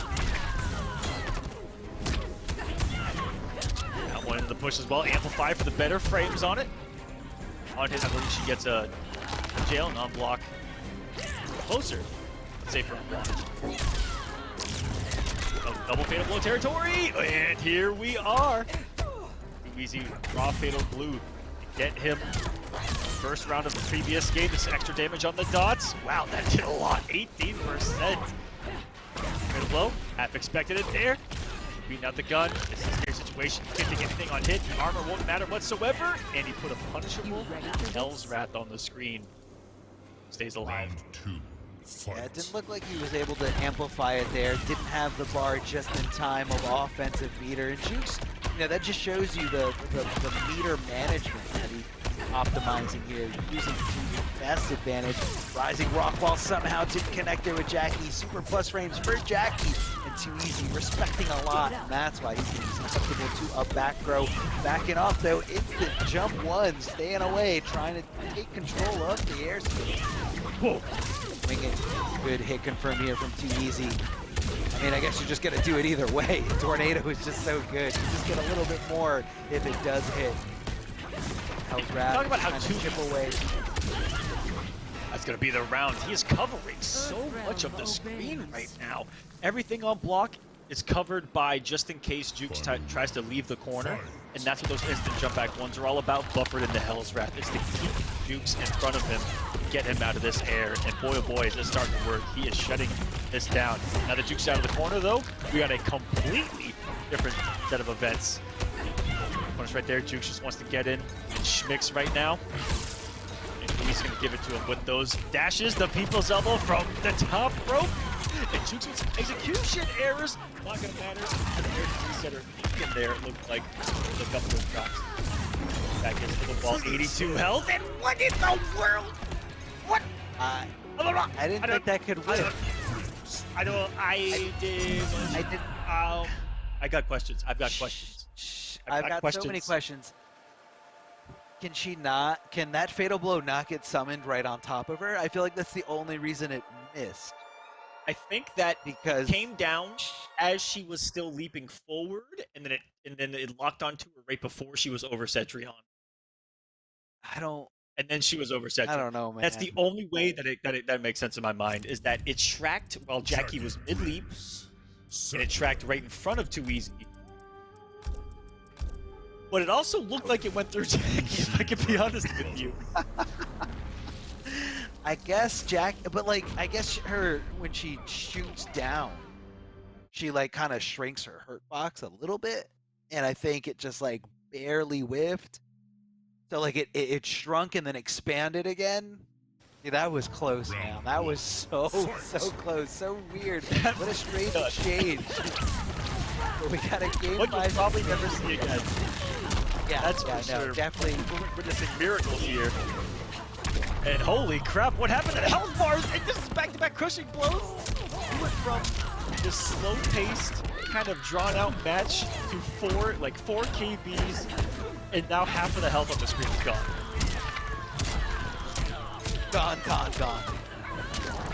Speaking of gone, here comes his life bar, just disappearing there before his eyes. As Cetrion just gets that lobotomy right there, thanks to that corner active. Back to does almost connect there. It is a mid, far-reaching mid, but you know, you don't want to whiff that. You don't want to whiff that in front of a player like Too Easy. Swinging with that stand one from Cetrion. What's up?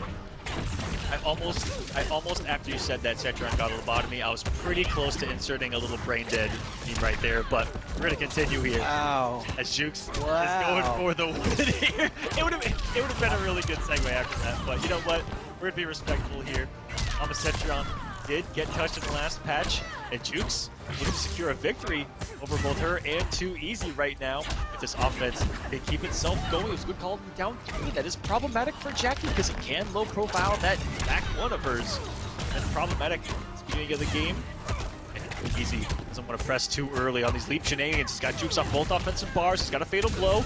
Not feeling too bad right now. The restand on hit.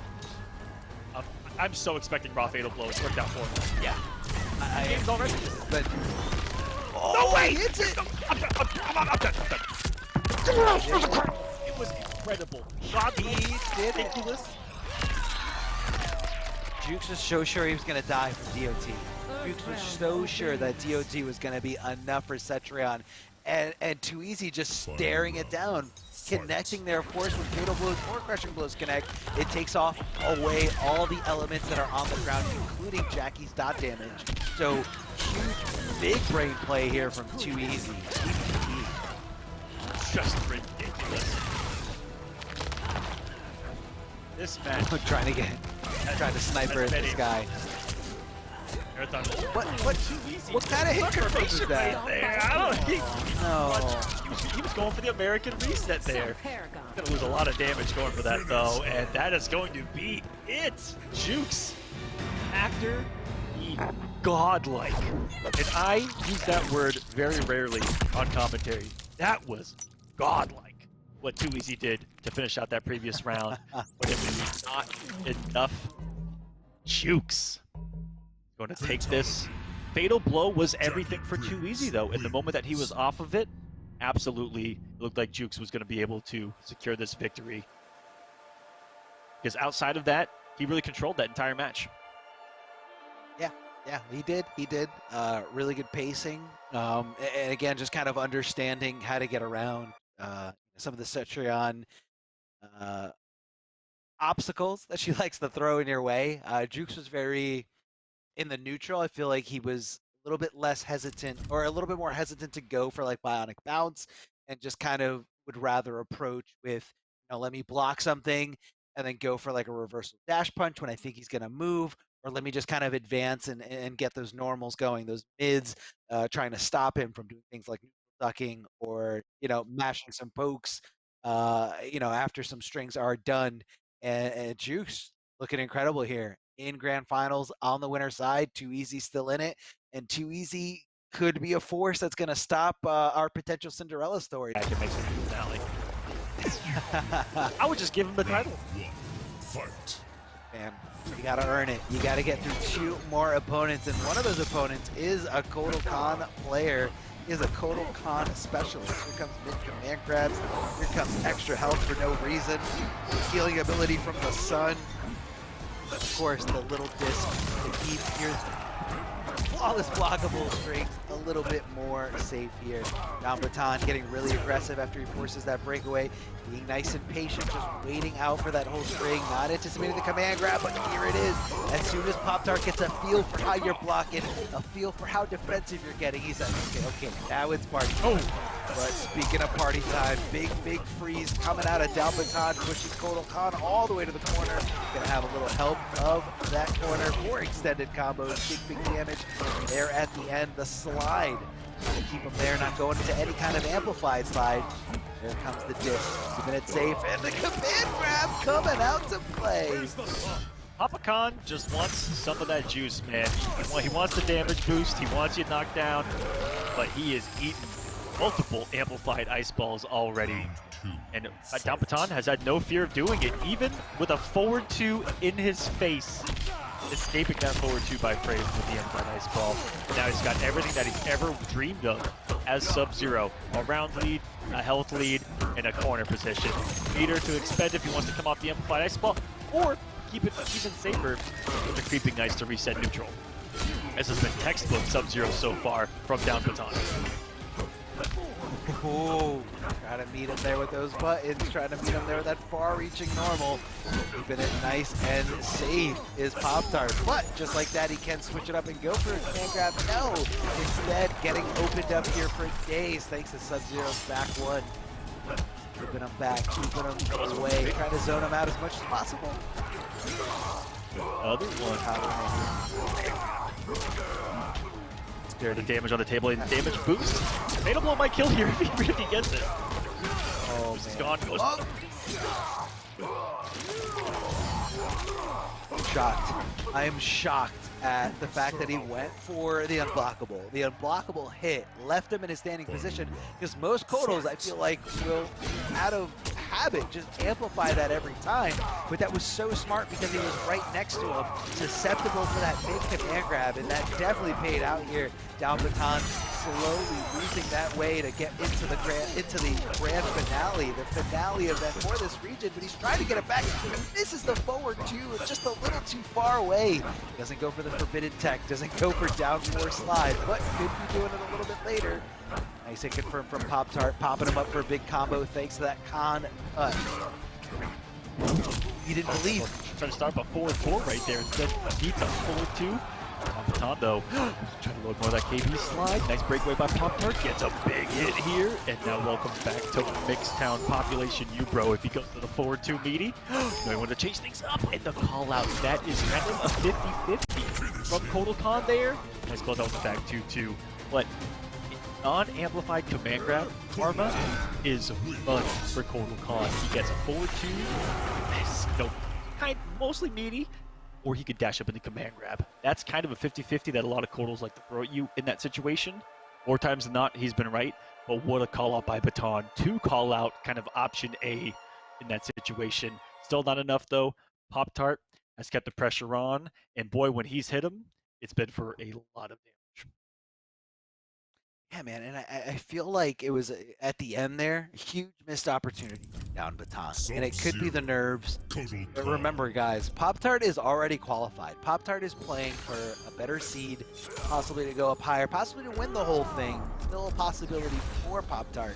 But down Baton, if he loses here, not going to make it into the finals, not going to make it into a top 16 spot to play for $10,000. So it's a very one-sided thing in terms of pressure, very one-sided in terms of, you know, who's playing for what.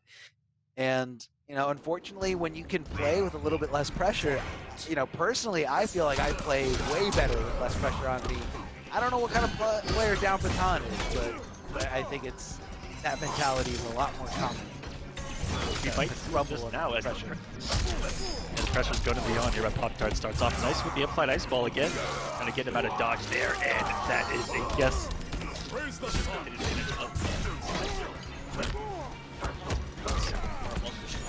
MK11.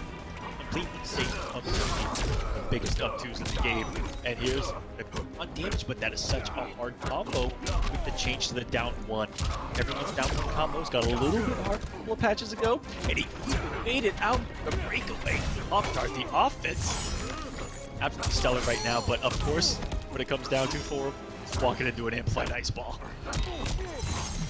Of course, that's what it comes down to here. Big jump in kick, gonna convert into big damage, even with Kotal Khan's extra boost of 1050. Able to take enough there, thanks to that crushing blow. Big payout, big cash dividends here coming your way. Down Baton, keeping this corner. Poptart doesn't have access to that breakaway, so down Baton trying to make as much damage as possible. Why did he do it? Why? It didn't hit, and he misconfirmed there on block. You don't want to do that. Super unsafe stuff. A rare misspace of the back one by Baton there, and spacing. This started off with a damage buff of 64 meterless. Here's another one.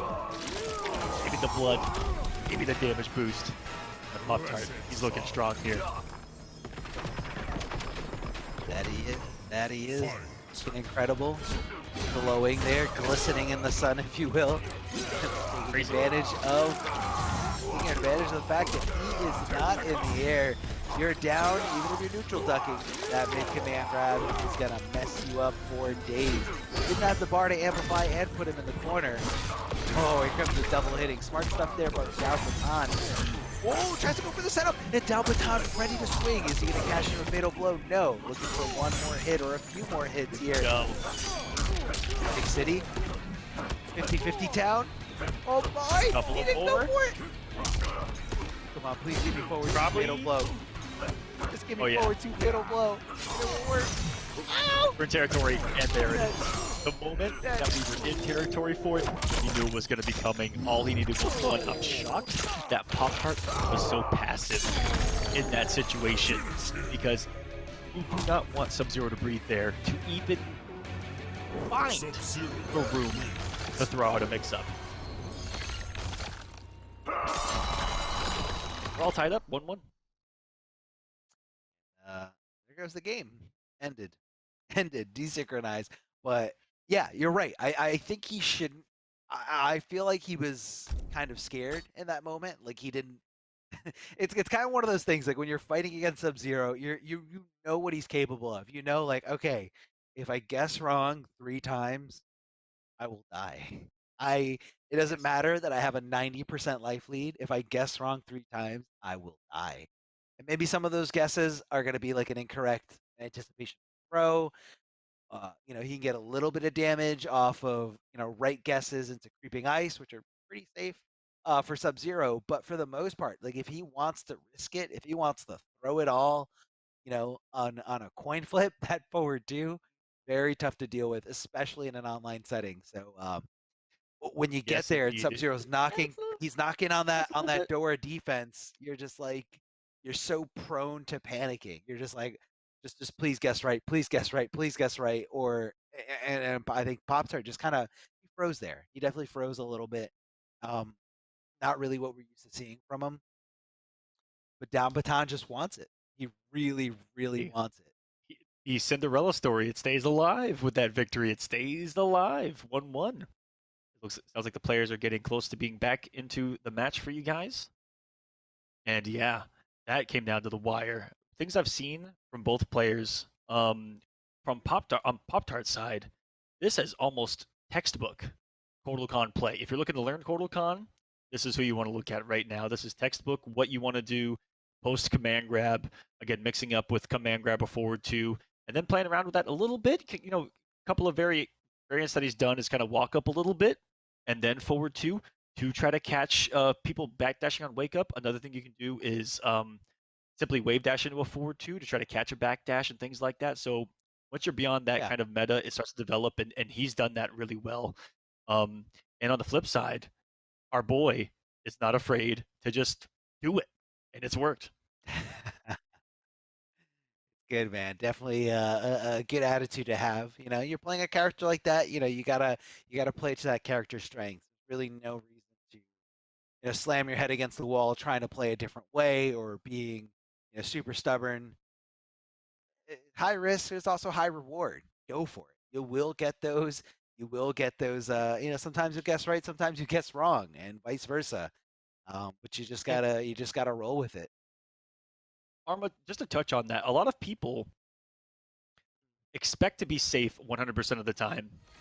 And when they do have to take a risk, they're like, that's punishable. They're like, man, why would I do that ever? And that concept of like high risk, high reward is kind of disappearing, I feel like, a lot more than it used to be. But boy, oh boy, it's Sub-Zero among living proof of that. Right, and so is talking about earlier on the East Coast side of things when we saw Shao Kahn. That's kind of the Shao Kahn archetype. He's not meant to be this safe, throw out 4-3-4, be safe, just because you're used to being safe all the time.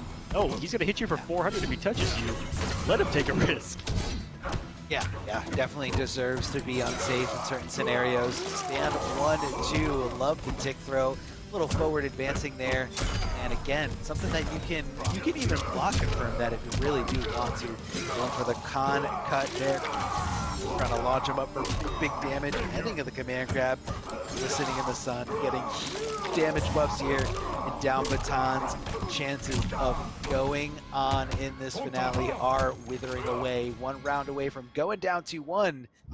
And Poptart feeling himself, despite going down that way he did that last game, totally okay with just kind of making this comeback, making some kind of thing happen here. The forward throw, keeping him in the corner, not letting him go anywhere at all. Getting a little staggery happy here.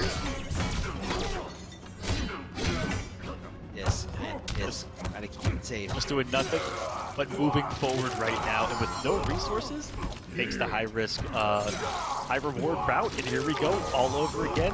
Non-amplify, what's the mix-up going to be? Probably 4-2, and it was these little mind games I was telling you about, Arma, that are always going to be there every time you guess right. It's always about what's next. I definitely see that panning out, bro. Frozen still here. Big Kotal Khan fighting back, trying to just stop him, get out of the corner, tries to jump out of there, but Down Baton with the spacing there, backing off thanks to that walk speed, just going back pretty low, and there it is. That's how you avoid the command grab. You specifically want to get out of dodge of a mid. You know that mid's coming after a tick, or after a down 1, anything like that, take to the sky, just like Down Baton did in that situation. So, although mid command grabs are really good, definitely a huge risk when they have a lot of recovery like that. Exactly, and a lot of people ask what you do. There is only one answer. You hold up, whether it be up, or up. That is it. There's no other massive read that you're going to have in that situation. Oh, this is such a big damaging combo. Bigger knockdown. And Baton has not fallen for these forward 2 shimmy attempts. But he's also not been moving. So Poptart gonna close out here. Is he gonna pick up on that? He's gonna start going back to the more meaty command grabs until he does something different. He could. You know, it's a long, you know, especially with that little break after game 2, I feel like this has been a long, grueling set, like something that, you know, you have a lot of time to think about. And, you know, Kodal can get pretty simple. He can simplify his approach, especially if he's got good tick throws and he's got good ways to hurt you for trying to avoid those tick throws. But it's all about, you know, the risk he's going to be taking on approach. Yeah, he's got some great forward advancing buttons, but they are very telling. You know, really, really good players can usually flawless block them on approach. You know, they know Kodal's going to hit that forward 2 at that forward 2 range.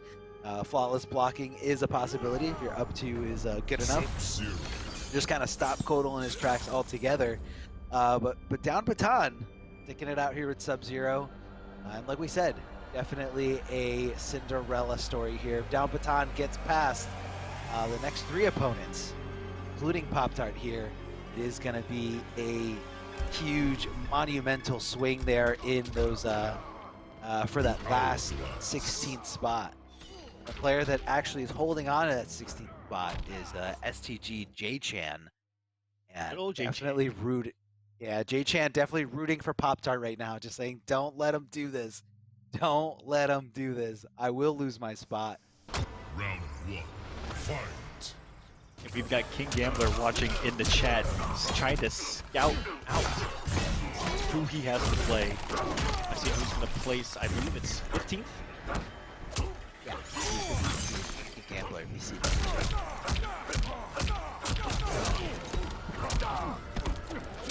How many more changes going to happen to the top 16?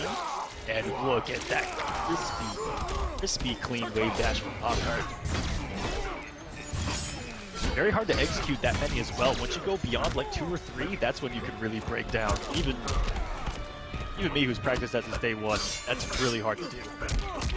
High execution stuff almost everywhere you look at MK11 as well.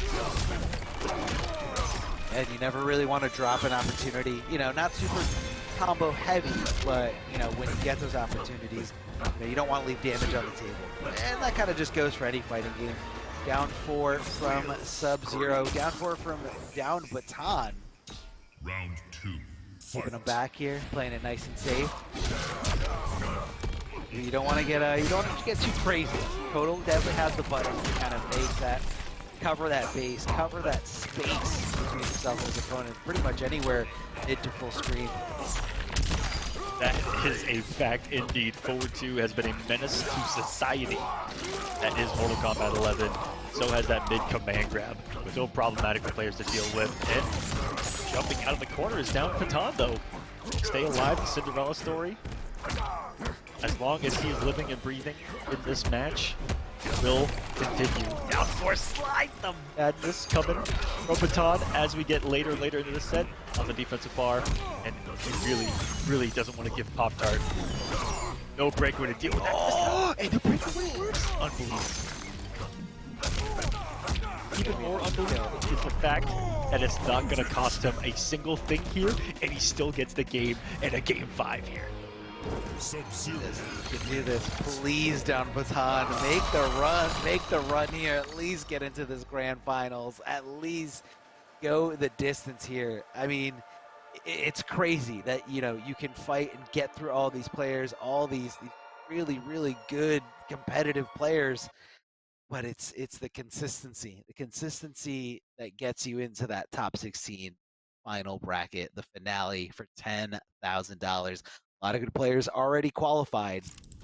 Down Baton, fighting to be among those players, fighting to get that top 6, that very last 16th spot. Here we are in a game 5 scenario here. What's it gonna be, Poptart? Are we switching up the variation, or are we just gonna keep it going with the disc toss, the man grab, and the Kodal cut, the launcher that we can see nicely complementing and being able to get some damage off of a few confirmable strings.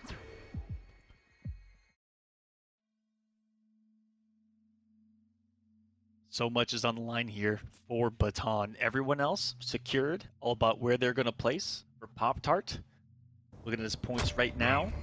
The victory, guarantee third. It would jump him up to 9th over DJT for the victory here today for Poptart. And with potential more on the line if he's able to get some more wins, but it has to start here. And for Baton, it's win the entire tournament or go home. The pro competition, North America, West for him. He's off to a phenomenal start here. So this is big for Poptart. Not going to amplify, wants the Oki.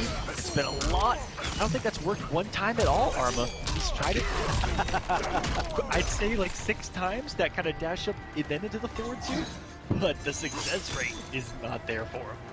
I mean, you know, when something doesn't work so many times, sometimes you're like, all right, man, this is due for working. There's no way it doesn't work. There's no way it doesn't work. All right, let's see if he tries it again. Just a regular forward two to try to change things up. Whoa. I get scared every time he does that. That was a huge A lot of risk people coming off that interact. And just the parry was as well. You saw earlier he did a 1-2 to punish it. All you have to do is a multi-hitting string and you will punish CobraTango's parry up close. That's going to be the round for Poptart though. That's so much damage. But universally, even back in X, his parry absorbs 1 hit. If you do like a 1-2, it'll just punish it. Multiple hits really, really fast. What, you know, down Baton has been answering with before. Hits the overhead here. Short hop into the punch, no problem at all. But Poptart finding a combo of his own. Going to be amplifying to keep him in the corner, getting that little damage buff. And again, just stares him down, knows he's going to be blocking. Down Baton, your tournament life is depleting right before everybody's eyes. Tries to hit the flawless block, most likely there with that kick. It is ended. Praising the sun Total Khan. with some Hawaiian punch. Total Khan, ladies and gentlemen. Man, Poptart. what a story. What a story we could have had. Poptart, you had to do it. You had to not only crush down Baton's dreams, but my dreams as well. Wanted to see the comeback. But somebody whose dreams you didn't crush was Jay-Chan. Oh yeah. One, we have the Kodal down player over here. And of course, number 2, we have Jay-Chan. Jay-Chan, your 16th spot is secured. You are in the money there for the $10,000 finale. Just kind of getting that experience here. Maybe playing with a few different characters, a few different strategies. Right out the gate, that's definitely nothing new for Cetrion. Starting it out with Rock Wall. What a good move at that range. Oh, wait, what? No, you're Cetrion. As much as I love to upplay Cetrion, our up 2 is definitely not good at all. Super bad, super small hitbox, and doesn't go anywhere. Position, could have got a lot of damage right there and a knockdown right before Tweezy got the defensive bar back. Not going to be the case here though. He's back on the offensive. What a Herculean Possible, but short hop punch there by Tweezy, something you never see in the Cetrion arsenal, but out on display for us here. He needs to be careful throwing these full-screen projectiles. You never know if that Jaguar is going to come. And just like that, has a good knockdown. And he needs to guess for his life right now. The defense and the call out. What crazy on-the-fly defense from Tweezy when Poptart put the pressure on every single time. He answered, and it was still almost not enough. This is going to be an interesting matchup, especially with her having 50 less HP, I feel like, Arma. Because this is a grueling matchup. You know, Kodal does not have a lot of anti-projectile things. It's pretty much just the Jaguar, and that is it. So that's when you got to play around that. It's a lot of cat and mouse, and then hope that you can actually get your massive Osh-Tech hands on Cetrion and deal the damage that way. But I was just gonna say, Cetrion's got a lot of mobility there, especially with that backdash, having one of the best backdashes in this game. I feel like she's very squirmy in most situations. So yeah, I feel like that forward 2 is gonna be coming in real handy from Total Khan, as long as he does make that connection fast enough before she, cancels the backdash into a block or just gets out of dodge completely. Looking for swinging movement here. Goes for the unblockable. It's too easy. Just kind of caught like a deer in headlights and caught like a deer in headlights again as he's susceptible to that mid-command grab. As long as you're on the ground, definitely getting grabbed. Definitely getting grabbed. We talked about this earlier. The only way to avoid that is by taking to the sky and taking a huge getting anti-aired. I mean, my man got anti-aired by a forward-2 right there. That was insanity. Now Pop-Tart's got the lead. Big old damage. Almost a godly cross block. It's too easy for it to push to the corner because of that Jaguar. That Jaguar, if you're not paying attention, has such carry to it. Corner carry, out of corner carry. Puts Total wherever he wants to be, either out of the corner or in the corner. Moving up the forward range, nice back dashes by Too Easy. You've seen Arma, a lot of people. Let me just stop that sentence right there. He is close to dying. Oh my goodness. that sentence would not have made sense. Oh no. Simply because that damage has been done from CobraTango right there. But how many people have gotten Total by simply backdashing, getting out of the range of that 4-2-4 and then getting a punish? That's exactly what Too Easy's trying. It's the anti-CobraTango thing.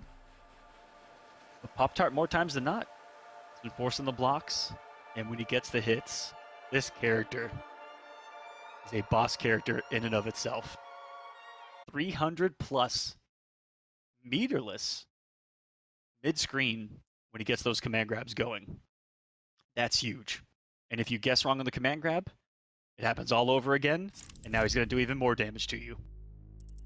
And I love that he's got this duplicitous edge to him of command grab, con cut being essential, and then it's either the safety of the disc or the safety of the cat, depending on the matchup. Right there, the obvious choice is going to be the Jaguar. Go through all the zoning.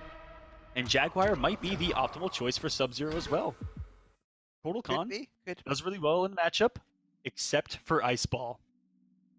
And Jaguar can deal with Ice Ball. I mean, I feel like it could still happen where Jaguar doesn't actually become active in time, because Ice Ball is really fast. If you amplify it, like it comes at you like a bullet. Super duper fast. So I feel like that might come into play too. See how on point Pop-Tart can actually be here. Easy continuing or finishing that string there, that back 2 string, I believe. Stand forward to maximize that damage and flip him over to the other side, not trying to give up any amount more real estate than he has to. Back 3 does trade and definitely going to be in the favor of Too Easy, but here comes the Jaguar out and ready to play. In case it does get blocked, so they'll be in a good spot. Doesn't commit to the whole string. That's not susceptible to that flawless block up too. Super risky stuff, super big risk that Too Easy is taking, but they are paying off here. Especially when Pop-Tart is leaving them unpunished. Leaving damage on the table, you don't want to play with your Pop-Tart, you gotta close it out. If you want to make this big run here, if you want to take this victory, get past Too Easy, you gotta close these situations out. He didn't finish the string, and that could have been really bad for him if he did finish that back 2 string. Could have been Whiff City. Punishment 101. Whiff and get that whiff punish.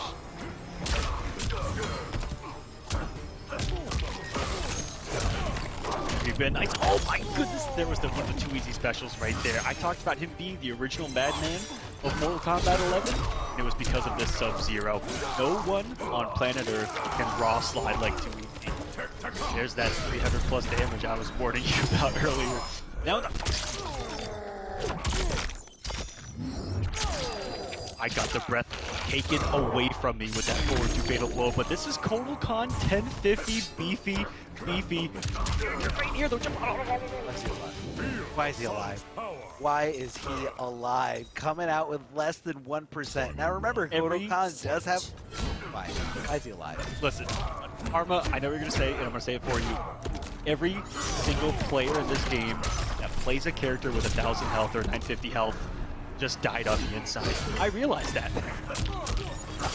But he needs it.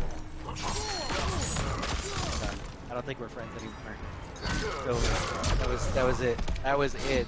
Launch it up here. Thanks to that big total cut here.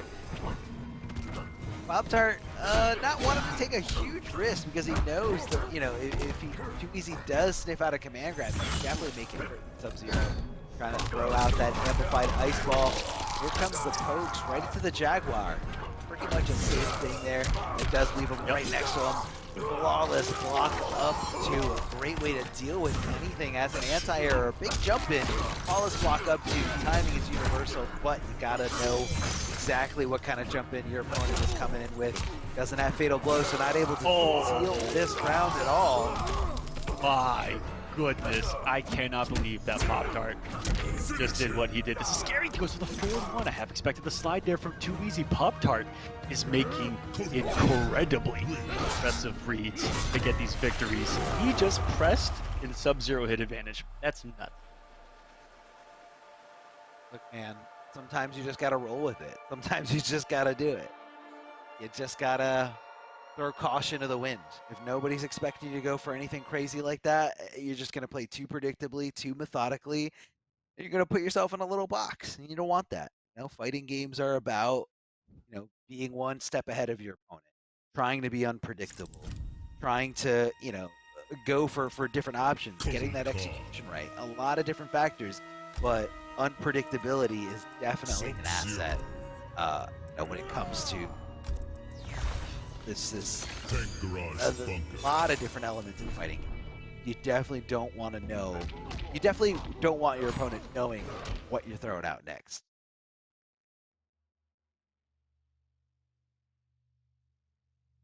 And that's the rock, paper, scissors of it all, baby. You have to try to read what they're going to do. They're trying to read what you're going to do. Fight. And that's why you see people just be wrong in a lot of instances. And I wouldn't have it any other way. Round number 3, cross slide for 2. And then a raw Jaguar from Kobratango. That is such a gnarly sound. Oh, the brutal is even worse. Disgusting. It's disgusting. I love the sound too.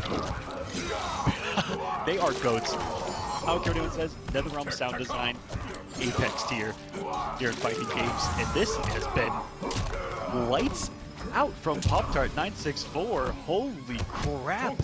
From getting raw slid at round 1 fight to never getting touched again. Round 2. Incredible, and it is not easily done against someone like 2. We've seen it 1,000 times. Time and time again, definitely here. Poptart swinging out of the gate here right as it gets up. And again, that's really a huge asset for Kobratango. There's a long-reaching normals. Even that jump 1 there, very, I'm getting PTSD to MKX, where he can just kind of jump in from anywhere and reach you with that long arm with a long back. Cashing in big, but not enough. And putting him in a very that will be it right there. 18%, even more on the Amplify. 18%. GG's Poptart carrying the flag of the Osh-Tech on his back. And just listen to this guy.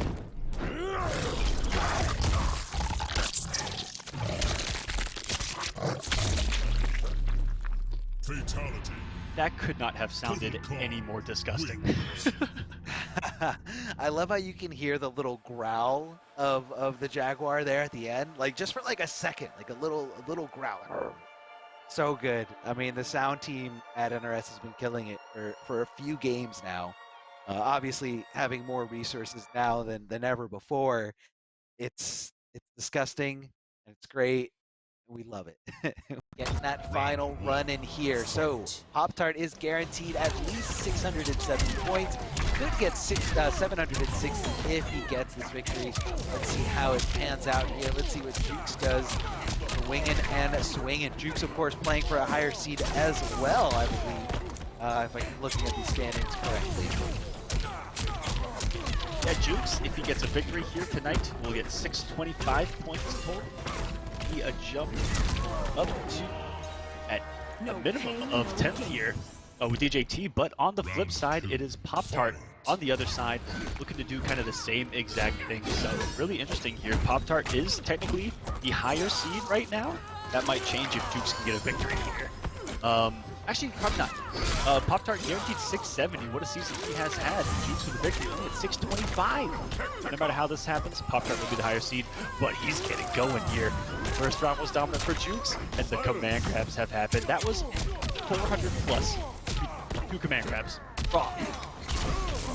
Fair. Totally fair. Totally not a really good character. What if she jumped and hit him for 30% unbreakable? That's all I'm saying. Okay. I got you. Hard I read, understand. Hey, Oh. hey, hard read.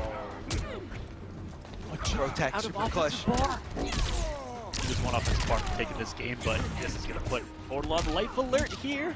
Poptart's been clutching these moments. Roll the dice. And you roll the dice. Yep. Every time Cole does it, it is a hard read. That if they jump, it's gonna whiff. If they get hit, it's gonna whiff. And a lot of Kotal players have actually started to, and a lot of mid command grab players. Let me actually not just single out Kotal players, because I see a lot of people talking recently, and mid command grab players are starting to stop tick throwing entirely and just going for staggers into it, whether it be a hit advantage stagger or a block stagger, just so that doesn't happen, because it does happen an awful lot. Total call. It is definitely not a fun thing to experience here, where you think you're on the right level of Yomi. You think you're okay, they're definitely gonna block this. They're definitely gonna keep blocking after this.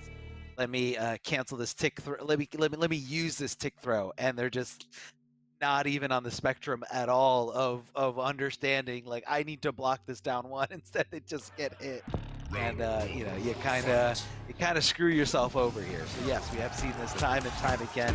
Command grabs, definitely super risky, but a good way to kind of open up a player who's extremely defensive. Right now I don't think Jackie is that player. I don't think this is that player.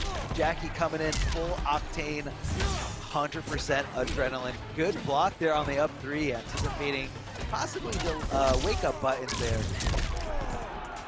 Back throw from Jackie Briggs, all over Kotal Khan. Forward throw to keep him back. Jackie with the bionic bounce, big jump in here, and look at the spacing there, just slightly just moving back there and hitting him with those mids. Man, lots of damage, lots of DOT. Where was he gonna go? Where could he have gone, Mr. Aquaman? Nowhere. He was dead. Round 2. Absolutely nowhere. I tell you, oh, that was a good pickup right there. Wow. Last second down one into the command grab. Beautiful. Praise the sun indeed. But goes back. Not only broken, but now to the corner. Oh, double reversal position there. 1-2 grab. A lot less of a risk, because you know, if they get hit by the 1-2, then you're safe confirm, right? Oh, big shot. Thought the breakaway was gonna come. Dude, back 2-2. What? I've never seen that. Battle end.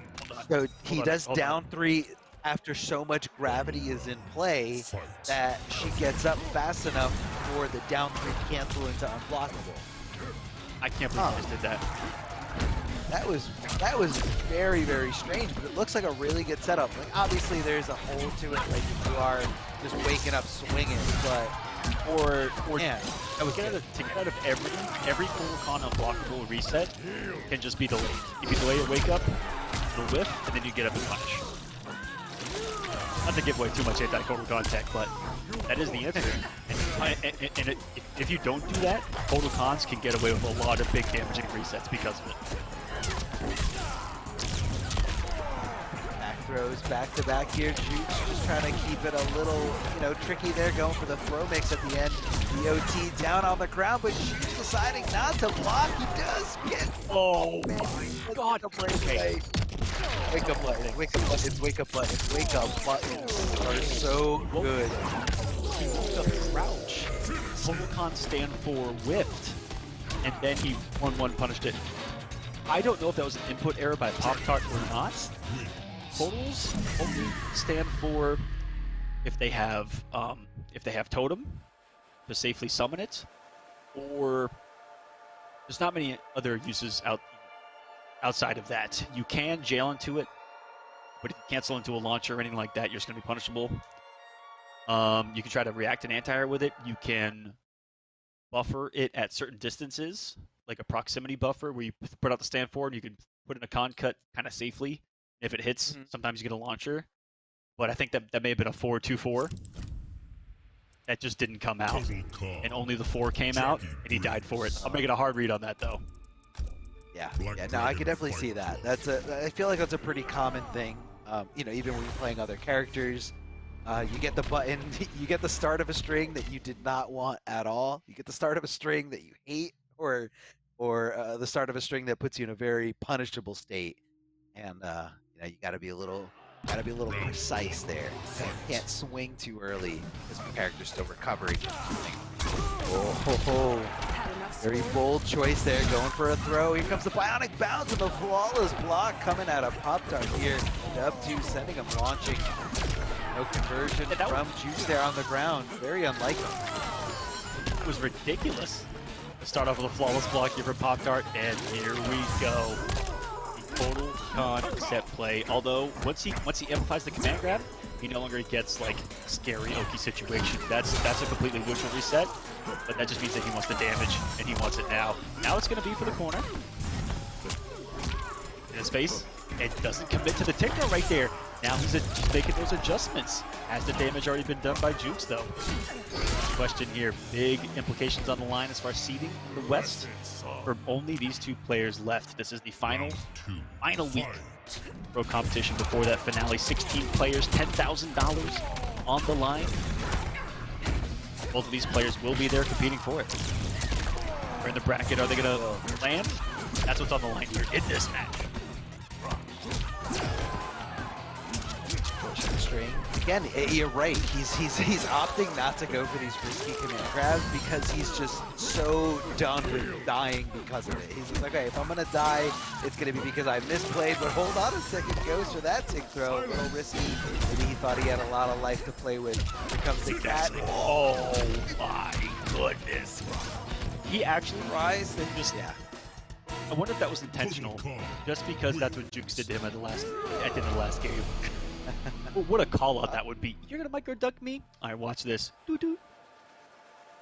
Love ducking under those throws. Reversal throw is pretty common.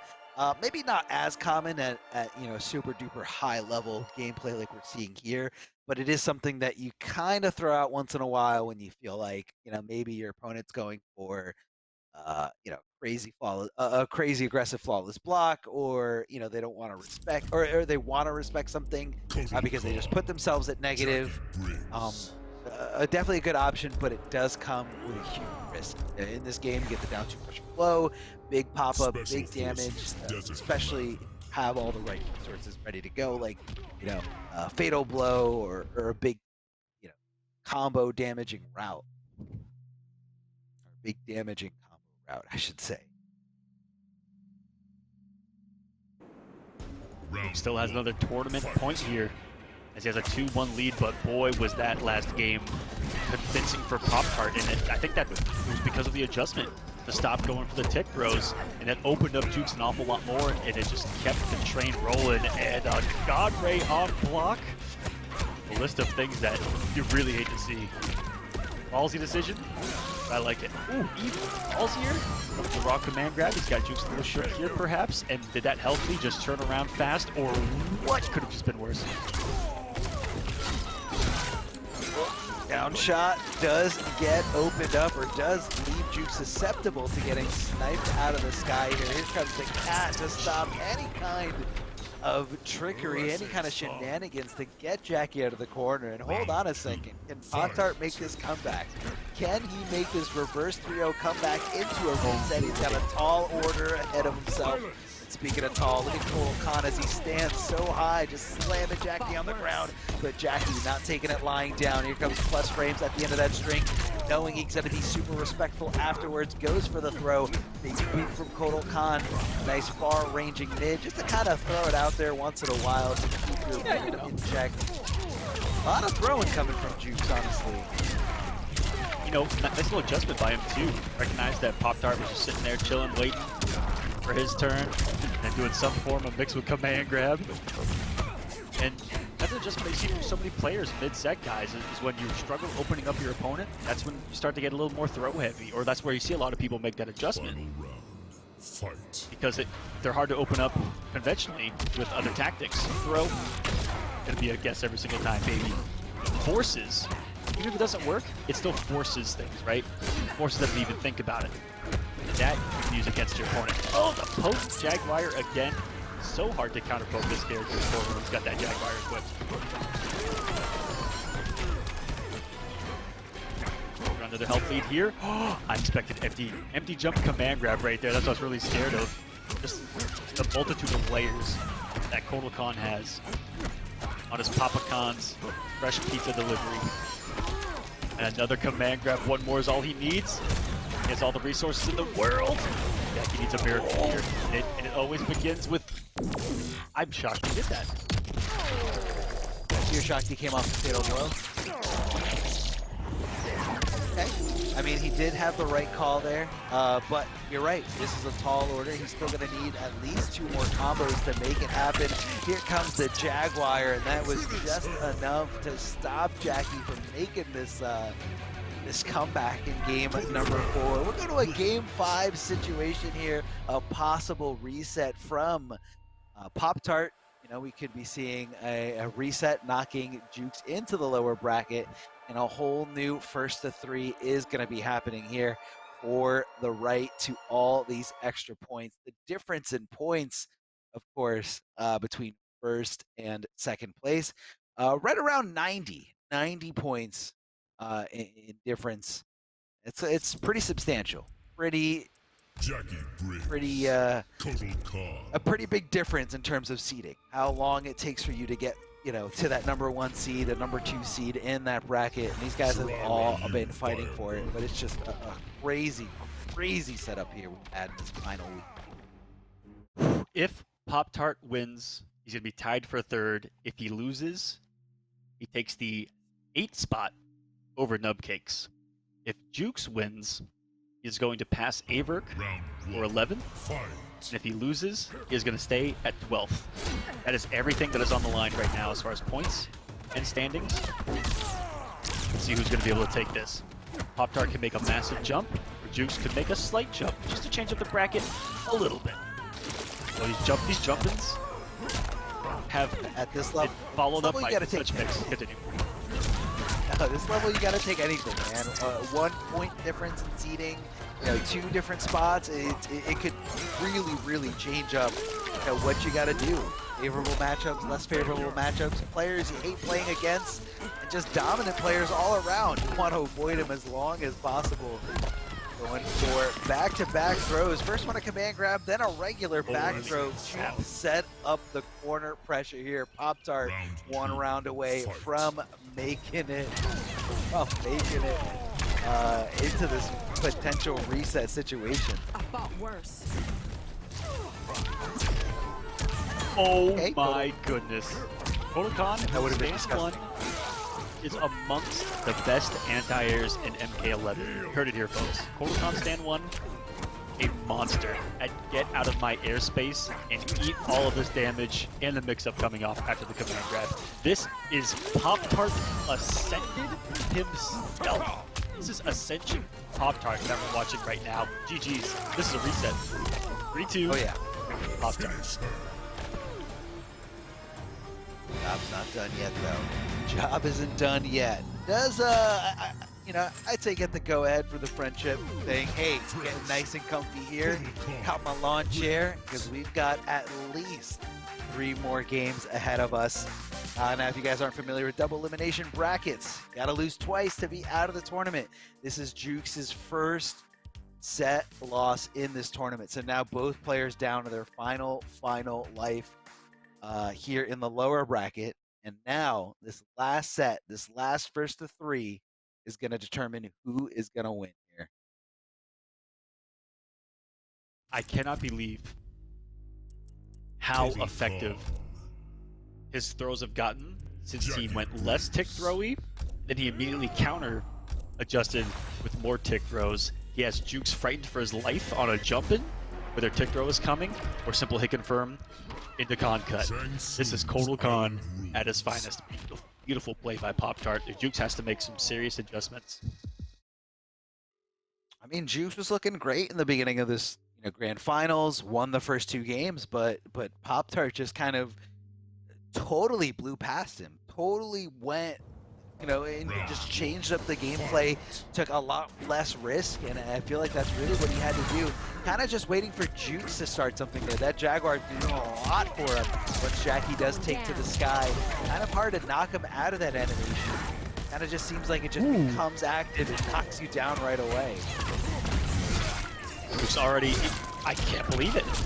Already incredibly more aggressive, but Poptart just converted 243 damage off of an up to maximum damage. Picking up with the back 2-2, incredible.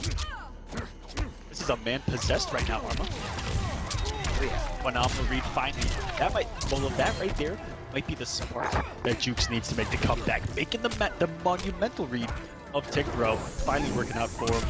But this is Papa Khan. One hit confirm and a fatal blow and she's dead. Oh yeah, easily. 950 health, not enough to withstand this. He does hit like a truck. Jeez. That it? She didn't have the ability to even break away. She didn't even have the bar once the fatal blow animation started. And con cut into fatal blow is guaranteed even against breakaway. So he was dead no matter what there, even if he had the bar. Round 2, fight. Seems fair. Kotal Khan thinks. Come on, guys. Love Kotal Khan. Please. Needs it. Needs it.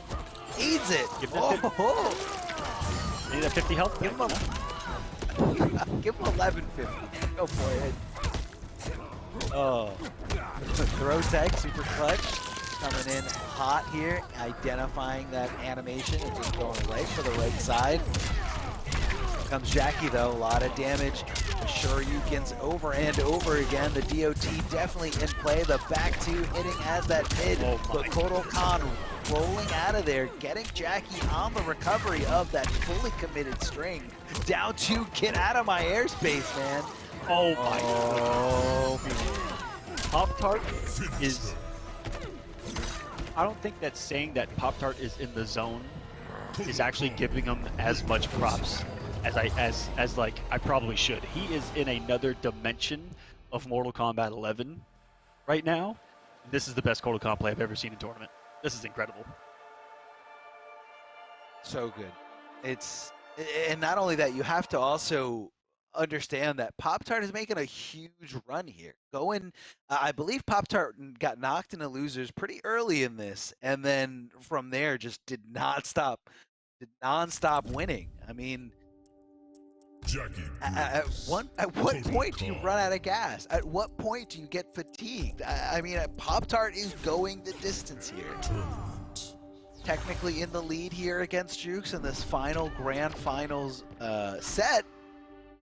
Could make it. Needs 2 more. That cat doing a lot of damage. I feel like that cat, I feel like you were questioning a little bit there, Mr. Aquaman, with good reason. You don't want to be next to Jackie at negative because she's got some of the best mids in the business. But I feel like how he's been using that cat, he kind of waits for Jackie to jump and then connects the cat afterwards to, get that guaranteed damage, that guaranteed setup.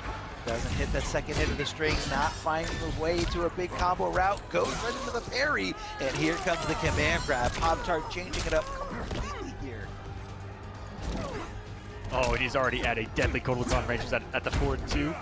Luckily he didn't swing right there, otherwise Jueks may have eaten it, and even more in the corner. Look, he's got a breakaway.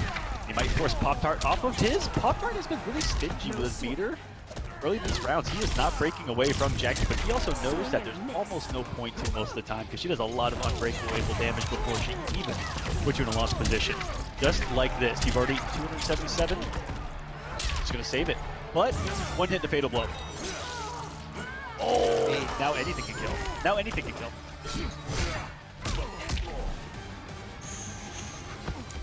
Poptart tried right there.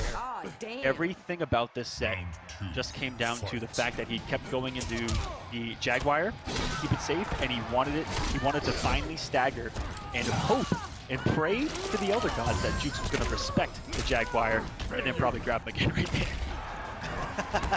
possibly looking for that, but Jueks a little smarter than that, going right for the mid. I mean, you got the best mids in the game. Why not use them? Looking over to the other side, and Poptart waking up with those buttons. Wake up, stand 1-2. Here comes the Jaguar, pushing her all the way to the corner, backing up just a little bit, just for you to get that wave dash, the downward shot. Somehow making the connection, even though Total Khan was nowhere under her. That's okay. That's what happens when we're big body boys. Down one, keeping her in check, locking her in, jailing her with that follow-up stand one right afterwards. Jueks was 100% not blocking in that scenario. Oh. Here comes the Jaguar right away. The moment they let go of block there. Jaguar in his face, fighting it off. Incredible. Jueks finally at the corner. But he threw him out. That scares me. Back into the corner. Do it again. Do it again. Oh, if you'd punched that with throw, that would make a lot of play. Here's another one. 4, baby. Let's make it 5. Give me the 5 feet. I need to see it. Oh my goodness, these down twos, and the reset works. Jueks is not delaying his wake up at all. I mean, that setup is, again, a setup I've never really seen there before. You're kind of giving up a little bit of damage for good, unblockable setup. Oh, Jackie coming in, but hold on, here comes the hand grab. One mixed up. This isn't fair. Two defensive bars. This isn't fair. He had it. I don't want to talk about it. Jueks 100% had it. Could have gone into fatal blow. Could have gone into a better conversion, but he lets it slip in between his fingers, falling through the cracks. Jueks. Kidding me? That was disgusting. From both though. They both kind of had it. They both let it go, and then Pop-Tarts just, you know what? Wake up 1-2. Let's do it. Love it. But that was on Jueks there at the end. Had it in his hands. The whole world was sitting there. And if this is a 6-0, what a statement that would send going into the finale. I mean, that, yeah. Of who is ready for Pop-Tart's corner. 5 wins in a row so far. How? Also, how do you get 5 wins in a row against Jueks?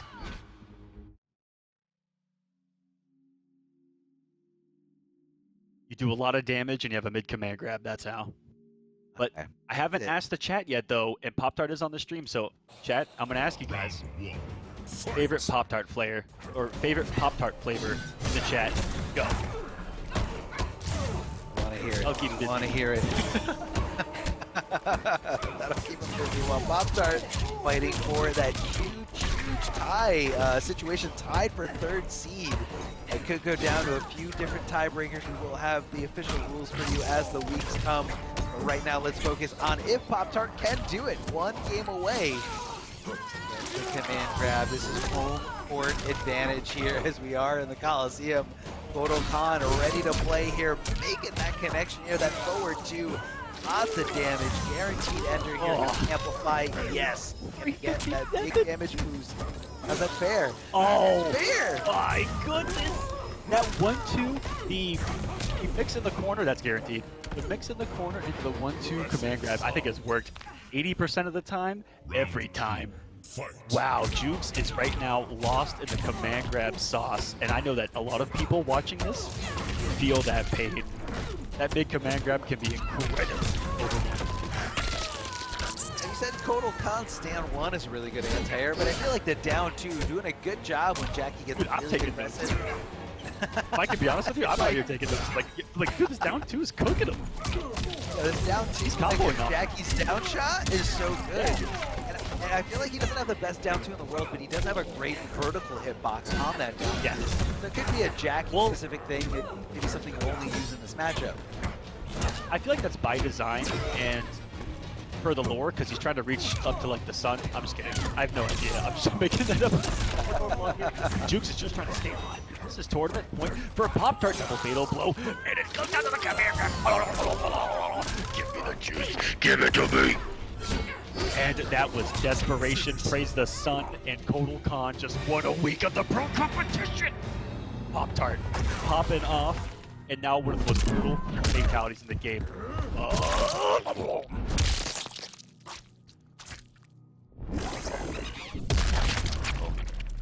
Fatality. Good old shout outs to the Neversoft Eye, just popping out of that mess that was Jackie's head and spine. I don't know where the totems come from, but we're loving it.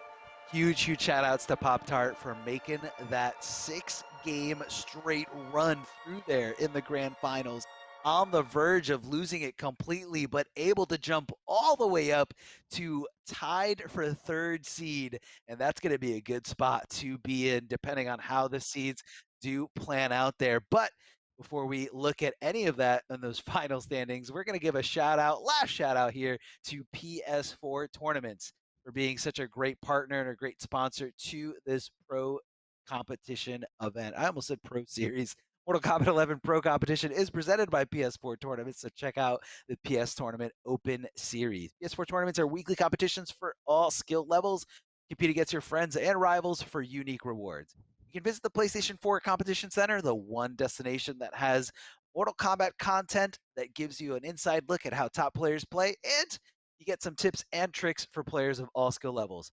So easy, everyone. All you got to do is go to compete.playstation.com, sign in with your PSN ID, and you are good to go, good to compete, good to check out all that Mortal Kombat 11 content, plus way more. Now, this is the carnage that we saw unfold right before your very eyes tonight.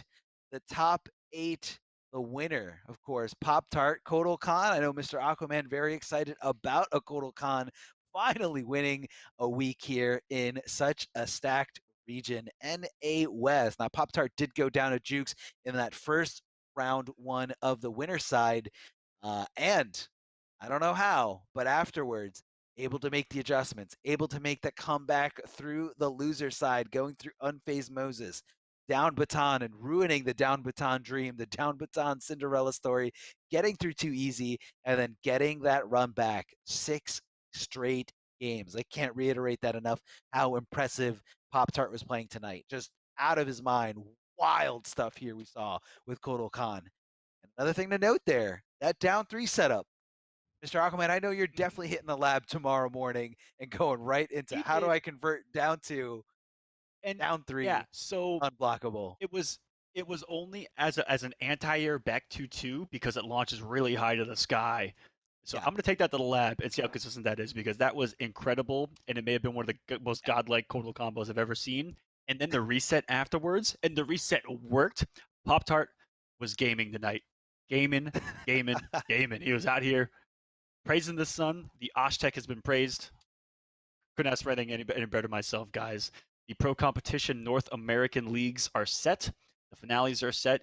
And that's going to be it for us here tonight. It was incredible from top to bottom. Poptart, the 6-0 story of the night for me as a Kotal Khan main, but East was incredible. West was incredible. Thank you so much for being on here with me, Darth Arma, all day long.